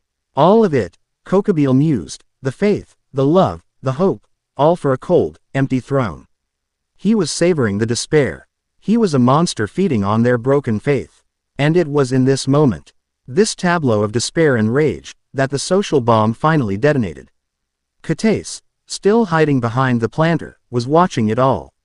The wings, the magic, the demons. Her world was ending, but her eyes were locked on the only familiar thing in this nightmare, Naruto. And she saw Rias Gramori, the school's idol, glaring at her. Not at the monster, at her. Naruto. Rias's voice was a low command. Get those humans out of here. This is our fight. Her tone was proprietary, as if she was ordering him. Akano, right beside her, giggled. A high, unhinged, electric sound. Era, Naruto-kun. You were in the middle of a kendo lesson. You really are just too busy. Across the courtyard, Sona Citri pushed her glasses up. Uzumaki-san, your decision to involve civilians in your activities has just become a critical liability. Zenobia, her faith shattering, rounded on him, her rage needing a new target. You were at the park, with that one. She pointed at Asia, and in the woods, and now you're with devils. What are you? Whose side are you on? It all happened at once. Murayama, blunt as a hammer, voiced the question everyone was thinking. Wait, what the hell? Activities. She looked at Katace. He took you for coffee. And he was with me, Asia whispered, looking at Katace. He was so kind. He was at the arcade with me. Akano purred, her smile now a predator's. He plays chess with me, Ria snapped, as if that was the most important connection. He, tutors, Sona Kaichu, Tsubaki said, her voice dripping with ice. Kataise felt the blood drain from her face. Her terror at the monster on the roof was suddenly, bizarrely, eclipsed by a wave of cold, sharp, human betrayal. She looked at Clone 10. At this boy, this thing. He hadn't just been mysterious.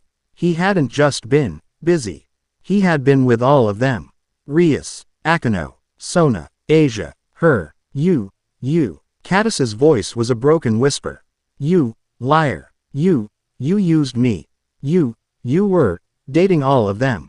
Clone 10 was trapped. He was in the center of a courtyard. He had a 10-winged god-level threat on the roof. And he was surrounded by a dozen furious, heartbroken, and betrayed women from every faction. He had no words. He had no excuses. He just stood there, the living embodiment of 100 lies, all of which had just come home to roost. He started. It's not. And then, Kokobile laughed. He had been watching. He had been listening. He, a warlord of heaven, a general of the Grigori, had just watched his grand war-starting moment get completely hijacked by a high school love drama. He didn't chuckle. He bellowed. A deep, booming, maniacal laugh that shook the very barrier he had created. This, he roared, pointing. This is it. This is what I'm talking about. This is the future of the factions. He was doubled over, tears of mirth streaming from his eyes. You're all squabbling over a single, two-timing, human. Ha, ah ha ha. God isn't just dead, he must have died of shame. He wiped a tear from his eye. Pathetic, utterly, deliciously pathetic. He stood up, his laughter finally dying. His face went from mirth to a vast, cold disgust. No matter, he said, his voice flat. He raised his hand. I'll give you all a single, shared grave. You can sort out your love polygon in hell. A sphere of black and purple light formed in his palm. It grew, and grew. It became a spear of pure, malevolent energy, the size of a telephone pole, crackling. With a power that made the air itself scream. He didn't aim it at Rias, the king. He didn't aim it at Zenobia, the warrior.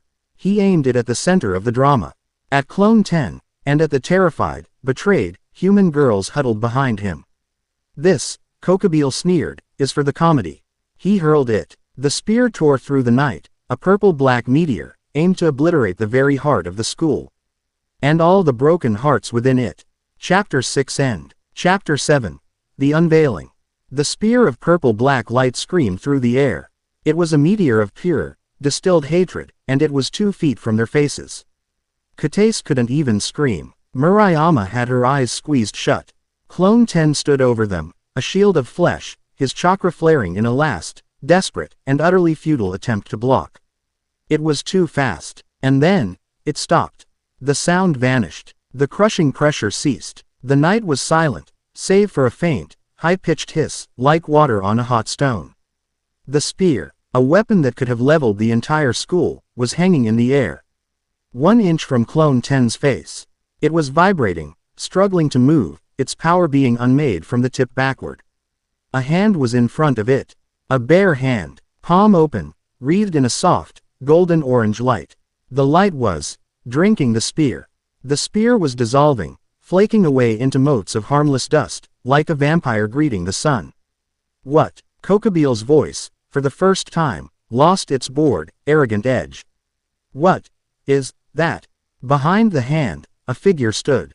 He hadn't been there a second ago. He wasn't one of Sona's peerage. He wasn't one of Rias's. He had just appeared. He stood with his back to the clone, facing the spear. He wore a long, high-collared black coat, the bottom emblazoned with orange-red flames. His hair was the same sun-blonde as the clone's. Clone 10 let out a breath he didn't realize he'd been holding for a full minute. The tension drained out of him, his battle-ready stance slumping into pure, bone-deep relief. You're late, the clone grumbled. The new figure finished unmaking the spear. The last wisp of purple light vanished. He flexed his glowing hand, then let it drop to his side.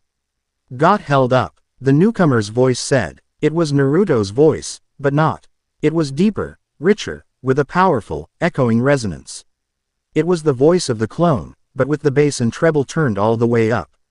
He turned his head slightly, not looking at Kuoh, but at the scene of social destruction behind him.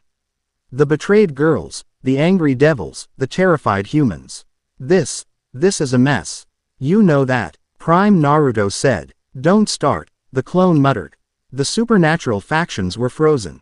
Kuoh and Murayama, opening their eyes, saw two Narutos, one in his school uniform, looking exhausted, one in a strange, black and gold coat, glowing with an energy that made the air feel warm and clean. There's two of them, Kuoh whispered, her mind, already cracked. Now shattering. Another clone, Rias Gramori hissed, her mind racing. But the power, I've never. Kuoh's confusion ignited into pure, unadulterated rage. His moment, his grand, despair-fueled masterpiece, had been stolen. Who are you? He roared, 10 wings flaring. How did you pass my barrier? How did you nullify my attack? Prime Naruto turned, slowly, to face the fallen angel on the roof. And for the first time, they all saw him. It wasn't just a glow. It was a state. A torrent of golden-orange chakra wrapped around him like a second skin. His eyes weren't blue. They were a bright, solar yellow, the pupils a cross-shape of horizontal sage and vertical fox. And behind him, hovering in a perfect halo, were 9 fist-sized spheres of pure, pitch black. They were spheres of nothing. They drank the light. Rias Gsramori, Sona Citri, Akano Himahima, beings who sensed power as humans sense heat, were choking on what they felt. It wasn't devil power. It wasn't holy power. It wasn't fallen power. It was all of them. And none of them. It was the energy of the world itself, of life, of creation and destruction, all compressed into a single, standing man. Akano's sadistic smile was gone, replaced by a slack-jawed, primal fear. Rias was trembling. This was a power she had only ever sensed once before. From her brother, Searzex. No, this was stronger. Your cage, Prime Naruto said, his voice quiet, yet it carried across the entire campus. It had holes. He looked up at Kuoh, and his golden eyes were not angry. They were not amused. They were cold. The cold of a surgeon. The cold of a cage. The cold of an executioner. You're loud, Naruto said. You talk too much. You laugh too loud. And his gaze flicked, just for a second, to Asia, to Irina, to Kuoh and Murayama, to all the people cowering. You're hurting my friends, Kuoh snarled. This was the ultimate insult. You insect, you think you can judge me? Die. He didn't throw one spear. He threw 100. A storm of black and purple light rained down, enough to glass the entire academy. Naruto didn't even flinch. The 9 black orbs moved. They didn't just move, they streaked. 3 of them shot forward, expanding instantly into a single, black, translucent shield above the courtyard. The storm of light spears hit the black shield, and vanished. No explosion, no sound, no impact. They were simply nullified. They ceased to exist. Kuoh, his arms still raised, his face a mask of triumph, just froze. His power. His ultimate power. It did nothing. Nullification. He whispered, his wings twitching. The Gulvag ability. No. Who, what? My turn, Naruto said. He clapped his hands together, a single, sharp smack that echoed like a thunderclap.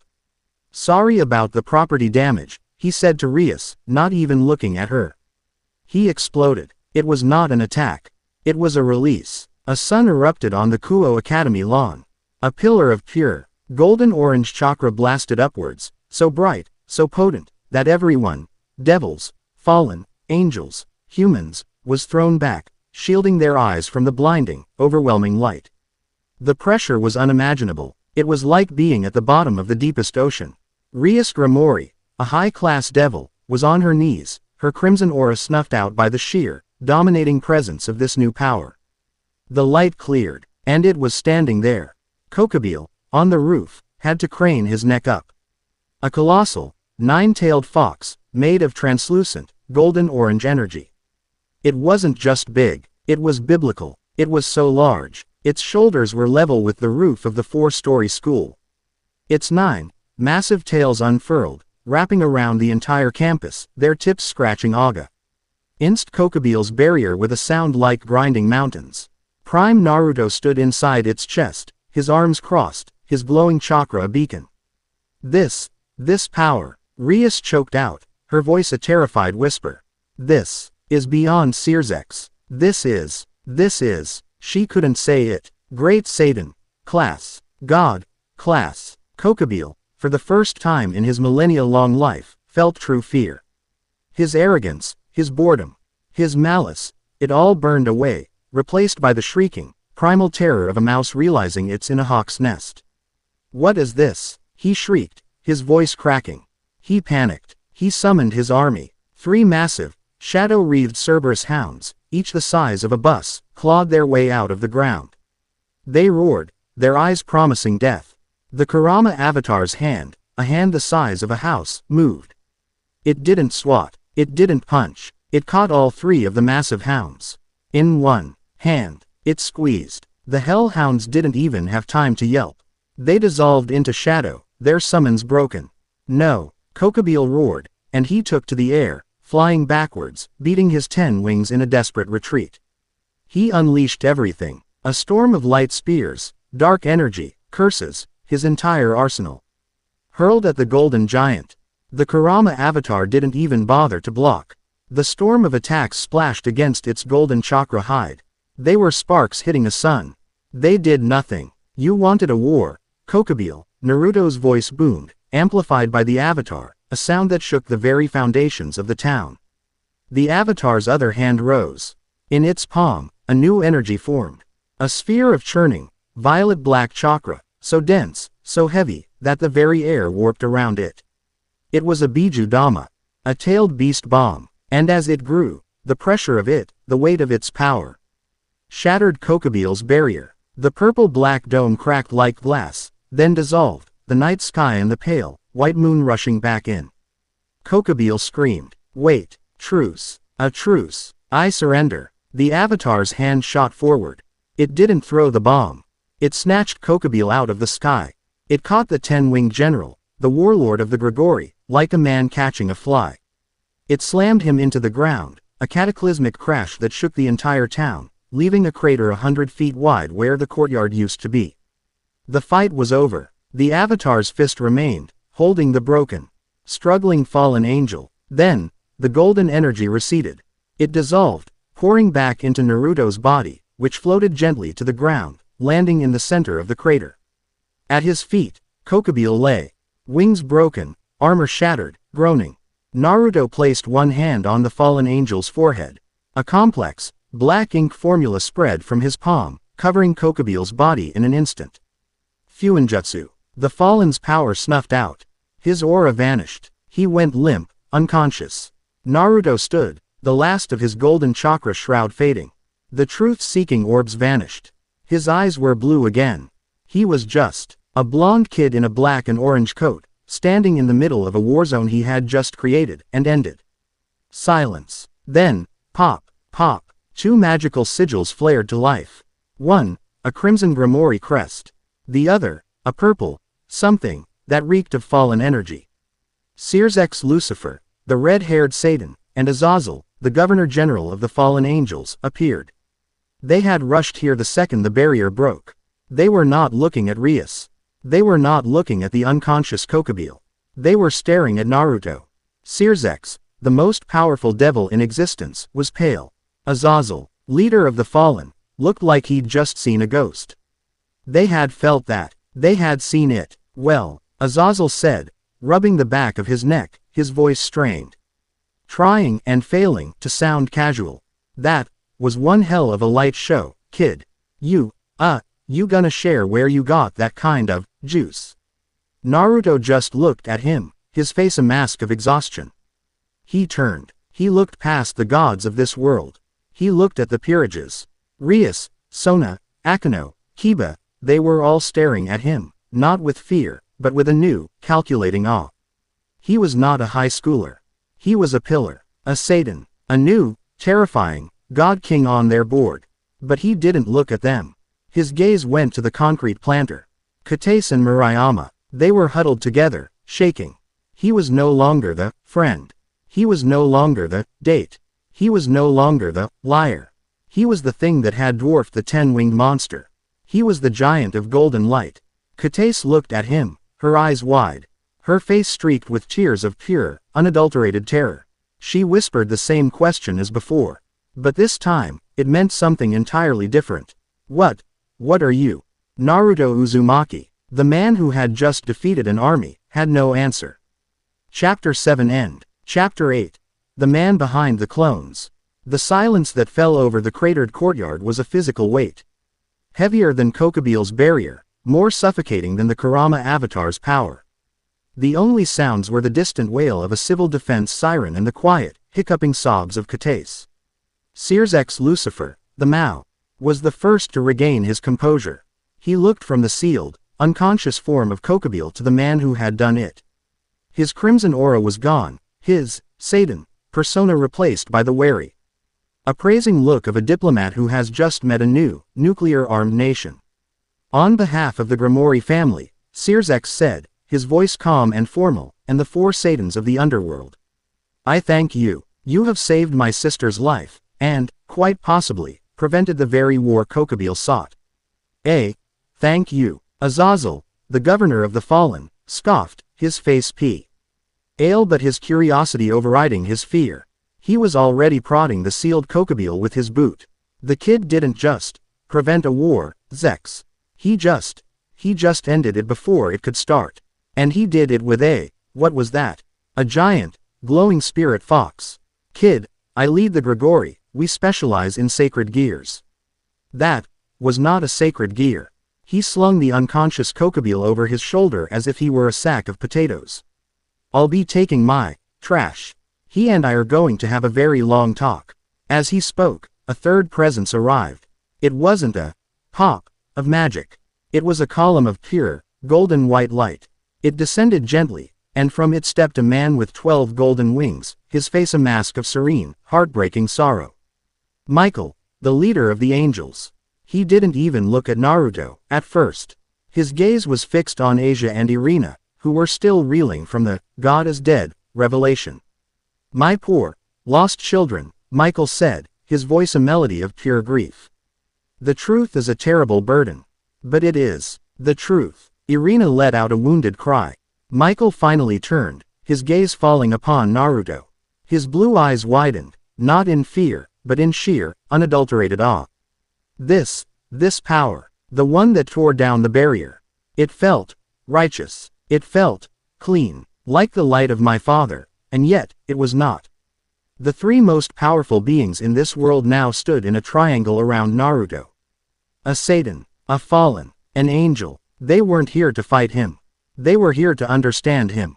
We have, Sears X said, his diplomacy returning, a great many questions. A summit would be in order. A new power has emerged. We must. Naruto held up a hand. The gesture was simple. It was not empowered, but it silenced a Satan. Your questions, Naruto said, his voice rough with exhaustion, can wait. He turned his back on the gods of this world.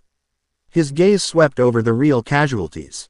Rias, Sona, Akano, and the 2 human girls, still trembling behind the broken planter. The summit, the politics, we can do that later. He looked at Sears X. Take your sister home. Take all of them home. But their questions can't wait. He nodded at Katace and Murayama. Sears X, Azazel, and Michael looked at each other. This being, who had just leveled a Cadre class fallen, was prioritizing the feelings of 2 terrified, human girls. Azazel was the one who broke the tension. He let out a short, sharp laugh. Well, I'll be damned.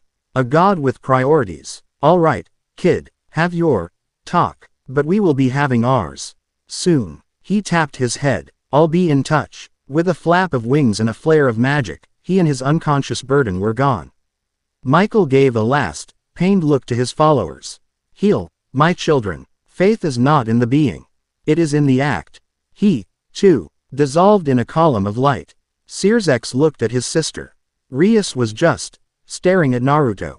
Her expression was a complex, unreadable storm of awe, calculation, and something else.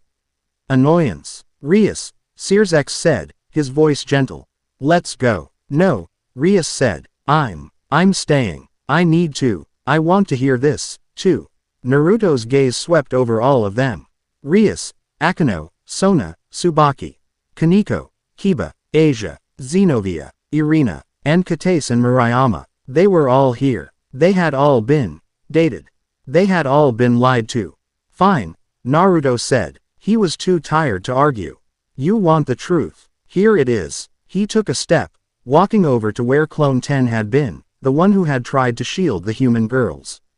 The clone was still standing, frozen by the reveal. Naruto placed a hand on his shoulder. You did well, he said. Rest. Puff. The clone vanished in a cloud of white smoke. Katase and Murayama screamed. It was a short, sharp, terrified sound. It was real. That's it. Murayama stammered, her tough girl act gone, replaced by a trembling, white-faced shock. You just, Pop, you just, die. He didn't die, Naruto said, his voice flat. He was pacing the crater, a general surveying a battlefield he'd lost. He returned. What does that mean? Katase whispered. Naruto stopped. He faced them, all of them. My name is Naruto Uzumaki, he said, his voice carrying in the dead, silent night. And I am not from this world. He told them everything. He told them of his world, of shinobi, of chakra, of a great, final war. He told them of the final, desperate battle, of a tearing, a void, and the feeling of falling out of his reality and crashing into theirs. I landed here, he said, weeks ago. I was alone, wounded, and I could feel you, all of you. His gaze met Sona's. I felt a cold, disciplined, dark power from the student council. It met Rias's. I felt a crimson, arrogant, dark power from that old building. It met Akano's. I felt lightning from the shrine. It met Xenovia's and Asia's. I felt holy power from the church. This entire town, he said, was a powder keg.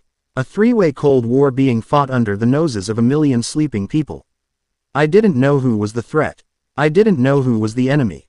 He faced Katase and Murayama, and his voice softened. And I didn't know who was just normal. Who was just living. Who were the civilians I needed to protect. So, Murayama said, her voice trembling. So, us, we were just civilians.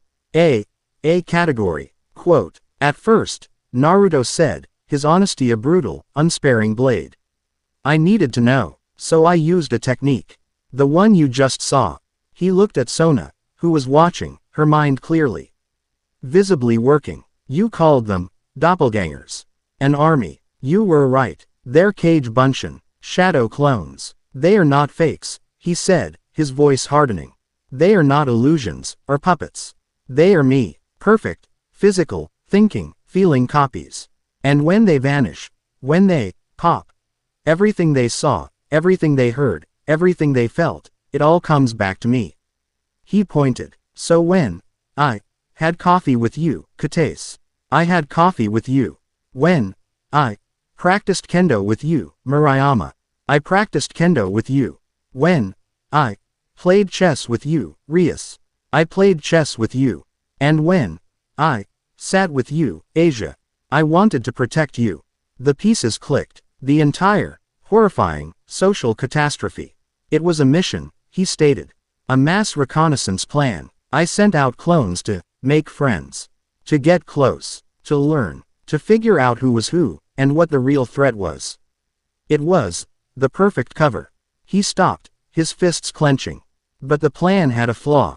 A fatal flaw. He looked at Katase, his eyes filled with a pained, raw regret that was so real, it made her flinch.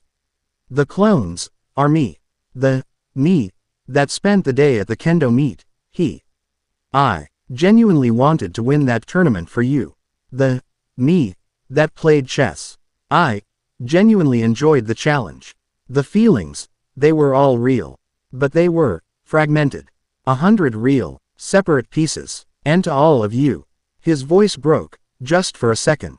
To all of you, it just looks like one giant, terrible, calculated lie. He bowed. A deep, formal, 90-degree bow.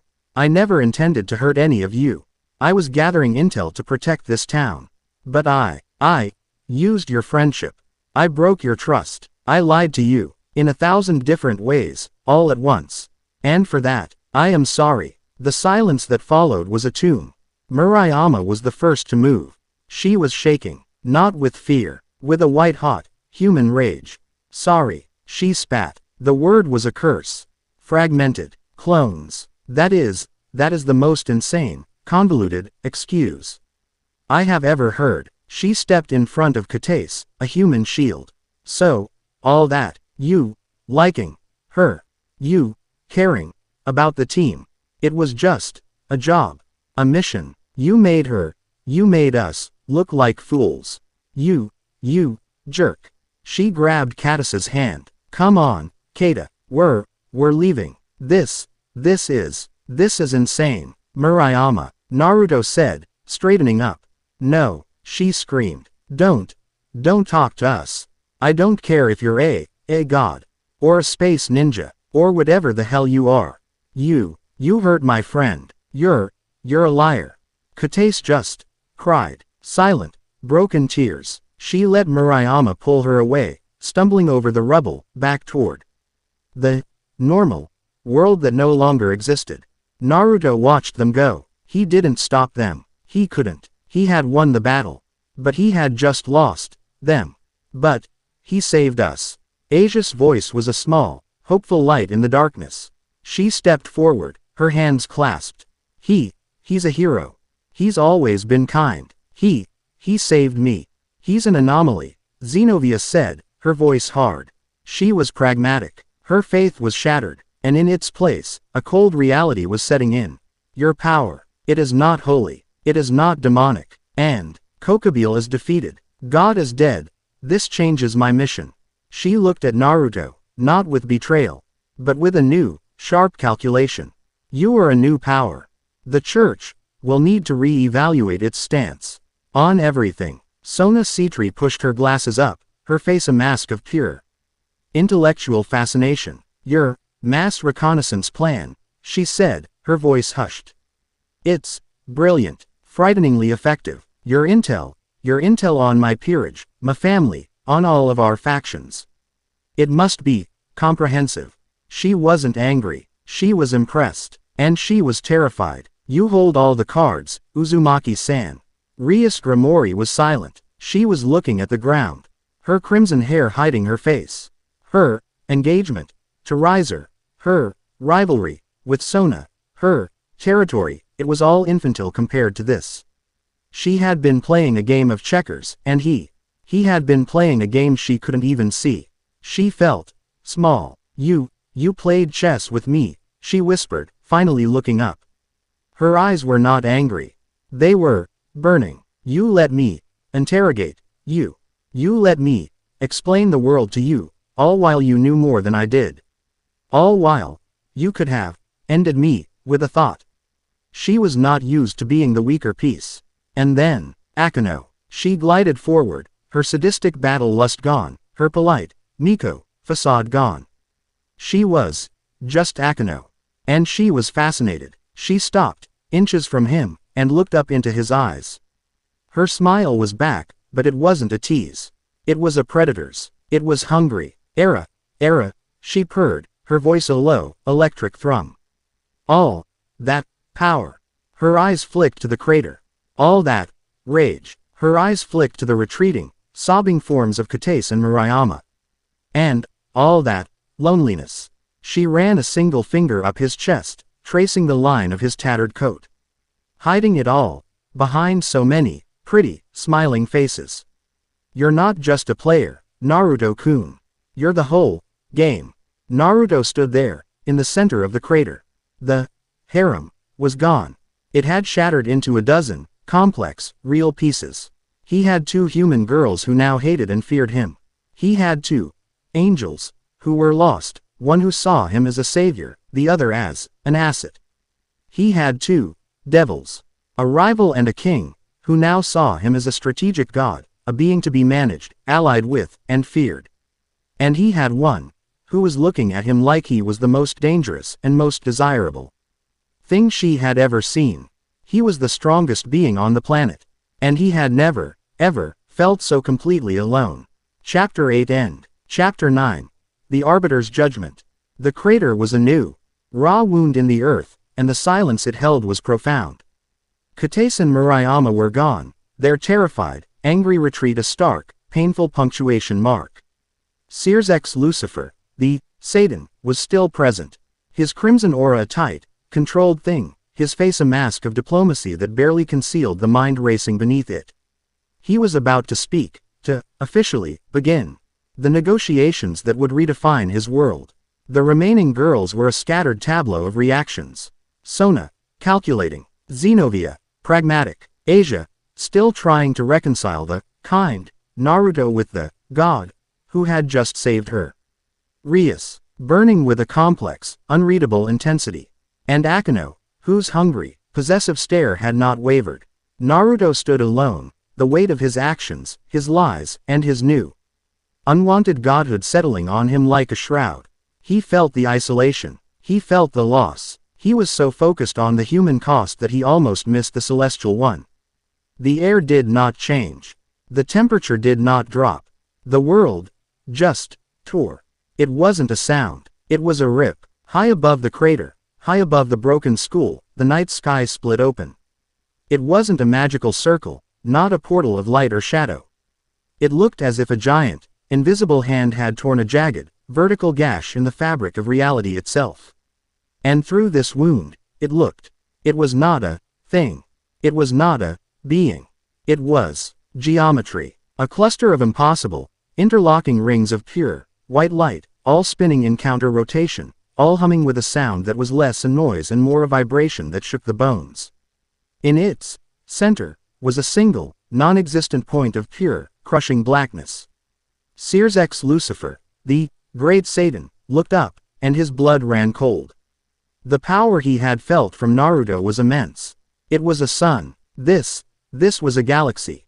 The power from this entity was so vast, so ancient, so utterly alien, that it made him, the Devil King, feel like an amoeba.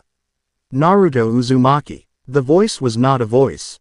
It was a broadcast. It punched into every mind on the planet simultaneously. It was cold, sexless, and held all the emotional nuance of a mathematical equation. Designation. Anomaly. Class. World breaker. Origin. Uncatalogued. Power source. Uncatalogued. Threat level. Absolute. This was the arbiter, not a scout, the real one. Sears X, Naruto said, his voice a low, hard growl. His exhaustion was gone, replaced by a surge of pure, combat-ready adrenaline. He was already flaring his six paths sage mode, the golden-orange chakra exploding back to life. That is not your friend. What is it? Rias whispered, her legs trembling. The power of it was so great, it was forcing her aura back into her body, making her feel weak, mortal.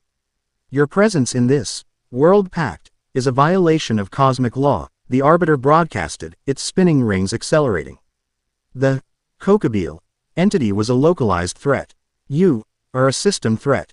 You have been judged. The arbiter, this thing of light and math, raised an appendage, a single, formed tendril of pure light. It wasn't aiming at Naruto. It was aiming at Kuoh town. The protocol is clear. The anomaly, and all territories contaminated by its presence, must be pruned. The tendril of light flicked. 10 miles away, a small, uninhabited mountain on the edge of the town vanished. There was no explosion, no sound, no flash of light. It was just gone. Where the mountain had been, there was now a perfect, concave scoop in the earth, as if a giant, divine ice cream scoop had just removed it from reality. Everyone froze. Sona Citri, the pragmatist, was the first to do the math. It didn't destroy it. It erased it. The pruning of the primary contamination zone will now commence. The arbiter stated, its tendril now aiming at the school. No, Naruto roared. This was it. This was the real battle. And in that instant, 2 more entities flared into existence, returning to the battlefield. Azazel, his face grim, his fallen wings spread wide. And Michael, his golden wings a shield. They had felt the tear. They had seen the mountain vanish. Well, crap, Azazel said. His usual cool completely gone. Zex, you seeing this? Is this one of yours? It is not, Searzex said, his own crimson aura of destruction flaring to life, the most power he had ever displayed in the human world. It's here for me, Naruto said, his voice cutting through their panic. He was already in charge. He was no longer a mystery. He was the commander. His Hokage persona snapped into place. This was not a discussion. This was a war. Searzex, Naruto barked, his voice a command that rattled them to their core. Forget pride. Forget factions. You're a Satan. I need power. Get your sister, her peerage, Sona's peerage, everyone, behind me. You and I are the front line. Your power of destruction. I need you to aim it at that black spot, in its center. Don't stop. Full power. You are artillery. Searzex, the Devil King, was being ordered. And he nodded. Understood. Azazel. Naruto turned. You're fast. You're a general. I need a distraction. I need to know how it thinks. Take to the air. Hit it with everything you have. Probes. Feints. I need data. And you do not get hit. You are air support. Azazel grinned, a wolfish, terrified grin. Now this is a party. You got it, kid. Michael, Naruto yelled. You're the shield. You're holy power. It's the opposite of that thing. I need barriers. Not on us. On the city. Your angels. Your system. Evacuate the civilians. Get everyone out. Buy us time. That is your only priority. Michael nodded, his face serene but his golden light blazing. God's will, our will, be done. Rias, Sona, all of you. Naruto glanced back at the shocked, terrified girls. You are not fighters in this. You are support. Get every human you can find out. Kiba, Kaneko, you are bodyguards. Protect your kings. Protect the humans. Go. For the first time in millennia, the three great factions, Devil, Angel, and Fallen, moved as one. Not by a treaty, by the will of a single man. Now, Naruto roared, and he launched. He didn't just power up. He became the Kurama avatar again. The colossal, nine-tailed golden fox erupted into existence, a sun returning to the sky. He met the Arbiter's first pruning wave. A beam of pure, conceptual deletion shot from its core.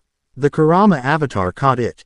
The hiss was deafening. The avatar's hand began to dissolve, its golden chakra being unmade by the Arbiter's reality-bending power. Searzex. Naruto bellowed from within. Searzex's hands were already raised. A torrent of crimson-black energy, the power of destruction, that could erase anything, shot out, not as a ball, but as a focused beam. It slammed into the Arbiter's core. The Arbiter faltered. Its deletion beam wavered. The power of destruction was working. It was destroying the Arbiter's own conceptual power. The Arbiter, for the first time, reacted. It shifted its impossible geometry, its rings spinning, and bent Searzex's beam away. It didn't block it. It warped the space around it, sending the beam harmlessly into the sky. Azazel, high above, dived. He hurled a dozen pure light spears, forged from his own power as a cadre. Eat this, you oversized chandelier. The Arbiter's rings spun, and a new tendril of light simply absorbed the spears. It drank the holy power without effect. Fallen, irrelevant. It's absorbing it, Azazel yelled, pulling up. Holy power is food. Then give it this. Naruto roared. The Kurama avatar's other hand, the one that wasn't dissolving, formed a Bijudama. A tailed beast bomb, crackling with pure, unadulterated natural energy. He didn't just throw it. He formed it, and then fed it. The 9 black truth-seeking orbs flew from his back, merging with the Bijudama. Senjutsu. Choodama Rasen Shuriken. It was a Bijudama and a Rasen Shuriken, combined and empowered by 6 Paths Sage Mode. It was an attack that had wounded Kagaya. He slammed it, point blank, into the Arbiter's core. The explosion was absolute. It was an eruption of pure, white, blinding silence. The force of it was so great, it ripped the ground from under them, leveling the entire school, vaporizing the crater, and sending a shish. A quave that shattered every window for miles. Naruto, Circex, Azazel, they were all thrown back, tumbling through the air. The smoke cleared. Naruto, his Kurama avatar shattered, his six paths mode flickering, landed in a heap, panting. Circex was on one knee, his crimson aura dimmed. Azazel was 100 feet away, one of his wings looking bent. They had hit it, with everything. And it was still there. The impossible rings were spinning, slower. A crack, a single, hairline fracture, was visible on one of its white rings. They had hurt it, but it was healing. The crack was already sealing, mending itself. Resistance is noted, the Arbiter's voice broadcasted. It sounded the same. Unbothered, cold. The anomaly is resilient. The devil, entities, destruction, power is a functional counter. The fallen is irrelevant. It paused. The judgment is stayed. The protocol is absolute, but the anomaly's defense is noted. Direct pruning has failed. Is it leaving? Azazel panted, clutching his side. We do not leave, the Arbiter said. We observe. The protocol will be recalculated. The rings began to spin, faster and faster, until they were a single blinding blur of white light. The anomaly, Naruto Uzumaki, is a threat to this world pact. But the pact itself is now under review. We will observe. The spinning blur of light folded in on itself.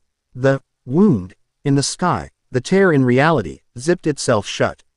And it was gone. The sky was normal. The moon was out. All that was left was the absolute, smoking devastation of Kuoh Academy, and the three, panting, exhausted leaders of the new, unofficial alliance of survival. Naruto finally let his sage mode go.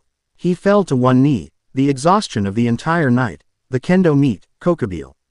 The emotional confession, and this, hitting him like a physical world freight train. So, Azazel said, limping over. That was something. Anomaly, world pact, pruning. I'm gonna need a stiff drink. And a dictionary. Circex just stared at the spot where the Arbiter had been, his face pale. That, Azazel, that was a god.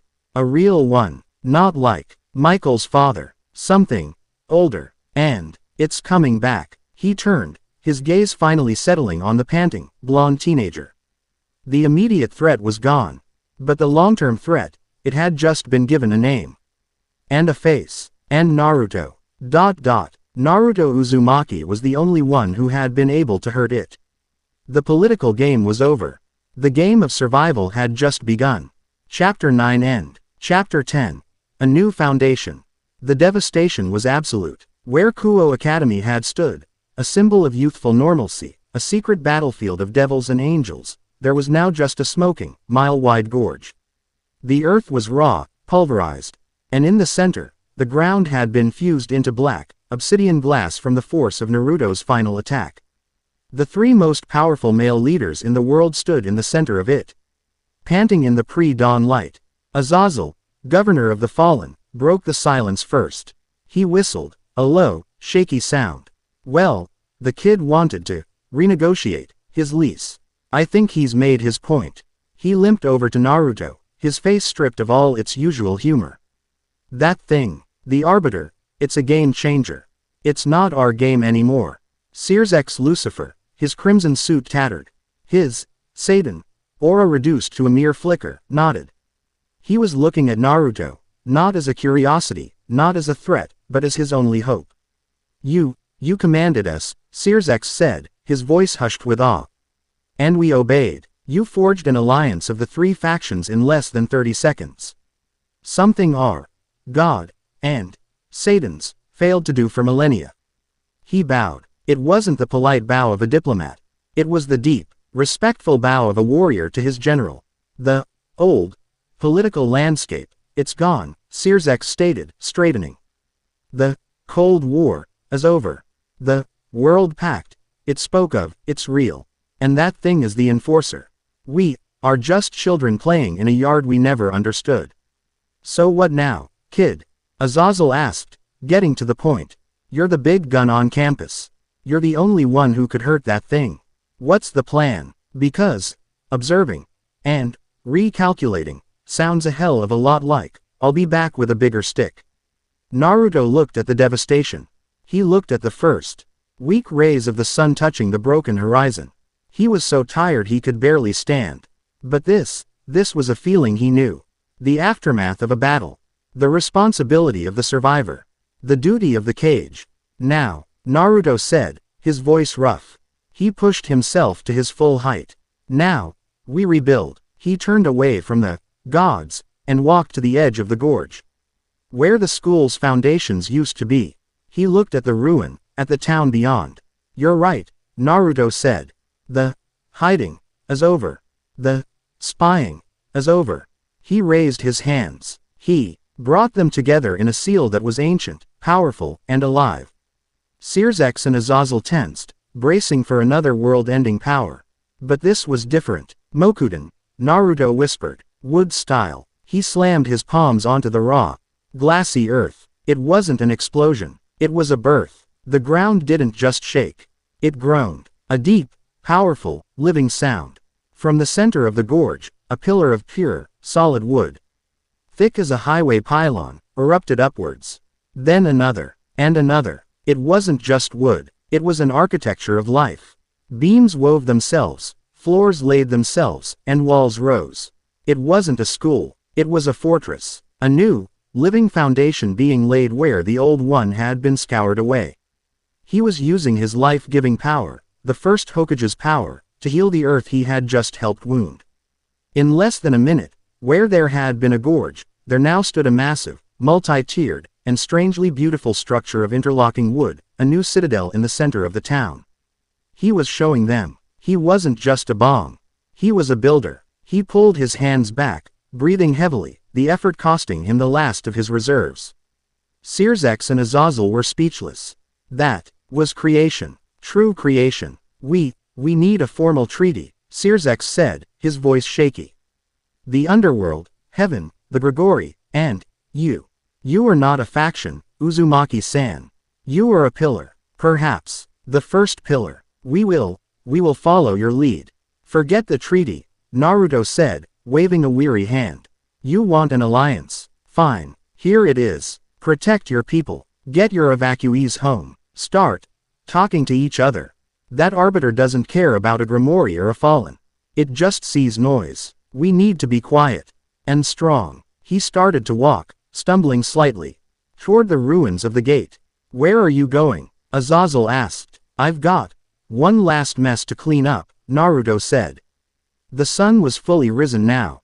The news was already calling it a catastrophic earthquake and gas main explosion.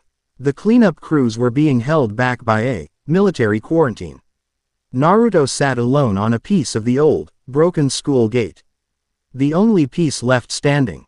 He was in his tattered civilian clothes, the black and orange coat gone, his power completely suppressed. He just looked like a kid who had survived a disaster. He heard the footsteps, but didn't look up. Sona Sitri and Tsubaki Shinra approached. They were in fresh, clean school uniforms, their president and vice president, masks firmly in place. But their eyes were not the eyes of students. They were the eyes of soldiers who had seen their god king in battle. Uzumaki-san, Sona said, her voice crisp, formal. The restructuring has begun.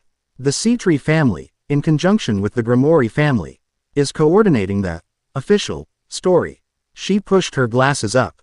This is a logistical challenge. Sona, Naruto said, his voice tired. Just say what you mean.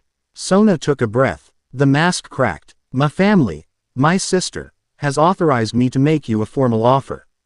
Not as a date, not as a student, but as a partner. We would like to formally consult with you on everything: defense, reconstruction, the arbiter, threat. We need you. I'm not a consultant, Sona, he said. I'm not joining your peerage. We know, she said, a hint of exasperated color in her cheeks. We want to join yours. Before he could process that, more footsteps arrived. Zenobia, Irina, and Asia. Naruto-san. Asia ran forward, her hands clasped, her eyes shining with undiluted uncomplicated adoration. You were like something from the real Bible. A guardian, a true angel. He's not an angel, Asia, Zenobia said, her voice hard. But she, too, bowed. You are a power this world has never seen. My mission, to find the Excaliburs, it's meaningless. She looked up, her golden eyes fierce. My faith in God is broken. But I have seen you fight. I am a sword. I need a master. She planted her massive, wrapped sword in the ground. If you will have me, I will pledge my blade to you. To your war. Irina, still crying, just nodded. What she said. We'll follow you. Naruto just scrubbed his face with his hands. A peerage of devils. A squad of angels. This was getting complicated. And then, they came. Rias Grimori and Akeno Himehime. They approached, not as a king and queen, but just as two young women. Rias's crimson hair was a mess. Akeno's usual, seductive smile was gone, replaced by a look that was soft, tired, and real. They didn't stand. They just sat on the rubble, one on either side of him. No one spoke for a long time. They just watched the sun climb over the wooden fortress he had built. You're lonely, aren't you? The voice was Rias's. It was a whisper. Naruto didn't look at her. He just kept staring at the rising sun. All that power, she said. Her own voice thick with a new, strange emotion. It wasn't calculation. It wasn't pride. It was empathy. You were all alone. In this new world. And you were just scared. Weren't you? He didn't answer. He didn't have to. You lied, she said. You lied to all of us. You played us. You were a terrible, awful boyfriend. He flinched, the word hitting him. But, she continued, you were a leader. You saved my life. You saved all our lives. You saved the world. Era. Akeno's voice was soft, next to his other ear. We should have a real date, Naruto-kun. He turned, looking at her in surprise. Her smile was small, genuine. The predator was gone. Just you. And just me. No clones. No reconnaissance. Just coffee. A real one. You look like you could use a friend. Or me, Rias said, not sounding jealous, just factual. When you're ready. We have a lot to actually talk about. Naruto looked at Rias, at her earnest, unguarded face. He looked at Akeno, at her offer of simple, human kindness. He looked at Sona, who was offering him an empire's resources. He looked at Zenobia and Asia, who were offering him their faith. He had come to this world alone. He had created an army of himself, just to stay alone. He looked, past them, to the edge of the ruin. Two figures were standing there. Kuoh and Murayama. They were in their regular clothes, clutching their school bags, just staring at the impossible wooden fortress that had been their school. They saw him. Murayama, tough as nails, just nodded. A single, sharp, jerky nod of respect. Kuoh. She looked at him, her eyes still red. She was still hurt. She was still terrified. But she bowed. A small, quick, respectful bow. And then they turned and walked away. The dating was over.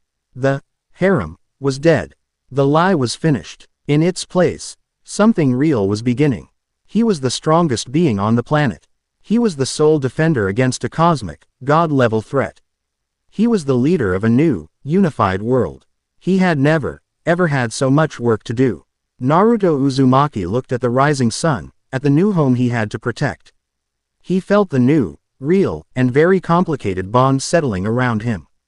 And for the first time since arriving in this strange, new world, he gave a small, genuine smile. Chapter 10 End.